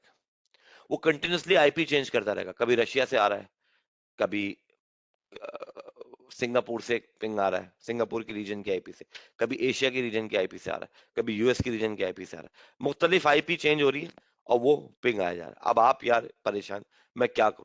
तो उससे सब बातों से बेहतर आप ये कहते हैं मैं पिंग ही बंद कर दो, मुझे कनेक्टिविटी चेक करनी है ना, करनी होगी, मैं फॉर टाइमिंग ऑन करूंगा, बाकी टाइम के लिए मैं इसका पिंग बंद कर दूंगा। तो ये जो डॉस का अटैक है उसको मिटिगेट करने के लिए हम क्या करते हैं, पिंग को बंद कर देते हैं। That is the answer of that, के पिंग मोस्टली बंद होता है। ओके सर, आज असाइनमेंट अपलोड कर सकते हैं? क्योंकि मैं कंफ्यूज था कि आपके नेम नहीं आ रहा, सबमिट भी बाकी सबका आ रहा है इसलिए। बेटा मेरा नेम नहीं आ रहा, कोई बात नहीं थी, जो आपका इंस्ट्रक्टर है बता तो दिया था शुरू में। अच्छा, मैं, किस स्टेशन से हैं आप? आपका स्टेशन क्या है बच्चे? फैसलाबाद, लाहौर, इस्लामाबाद, क्या है?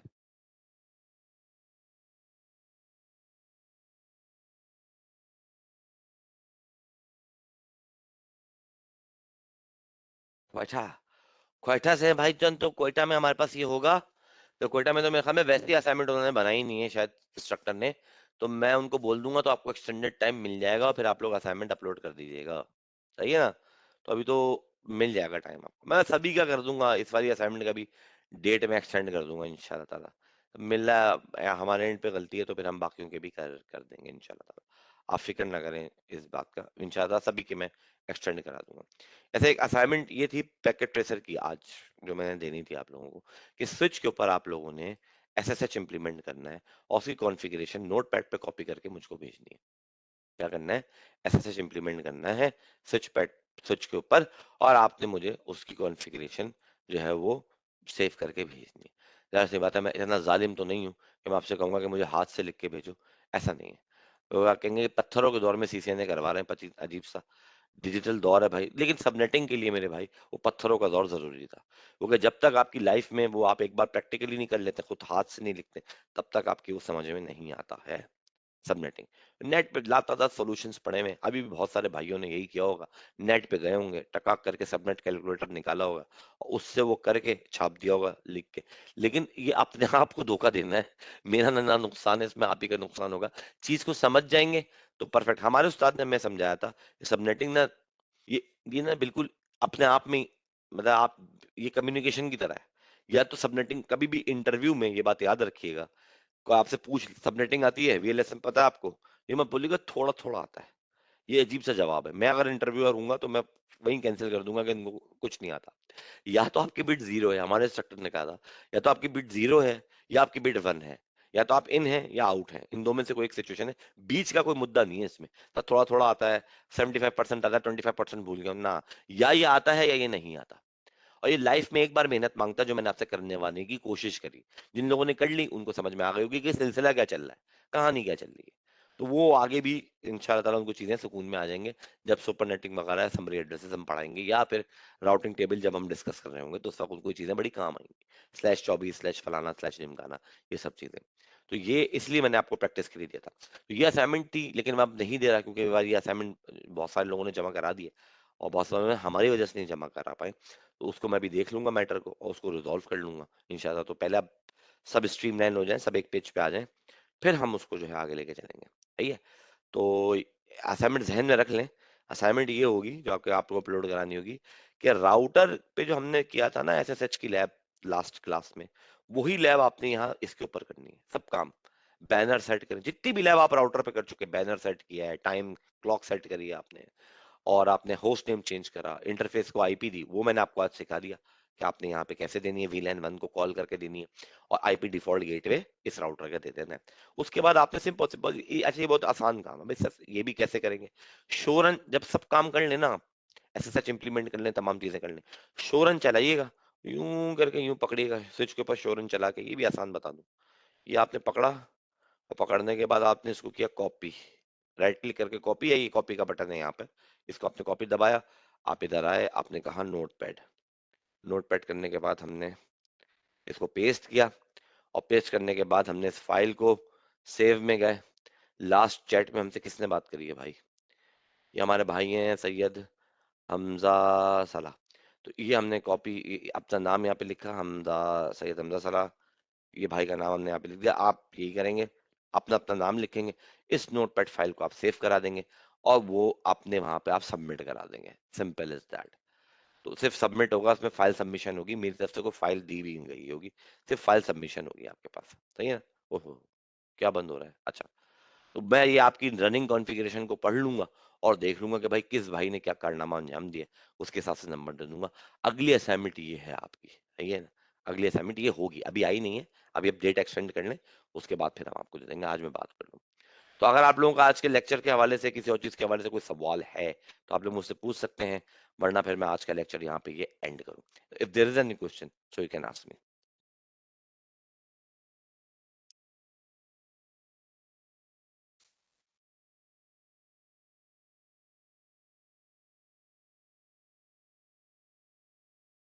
कोई सवाल है तो आप लोग मुझसे पूछ सकते हैं काइंडली, अगर नहीं है तो नो लिख के दें।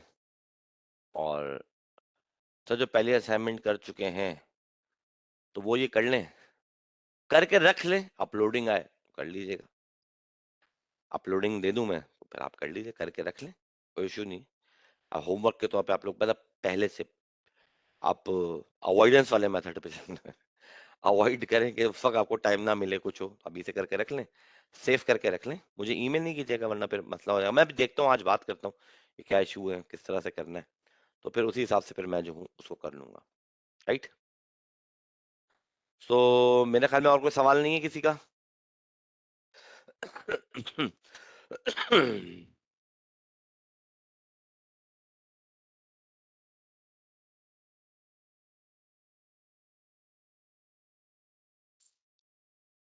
ओके, फाइन, तो कोई सवाल नहीं है। इंशाअल्लाह फिर आप लोगों से मेरी मुलाकात कल होती है। कल हमारी इस वीक की लास्ट क्लास होगी और उसमें हम फिर देख लेंगे चीज़ों को और फिर बात कर लेंगे।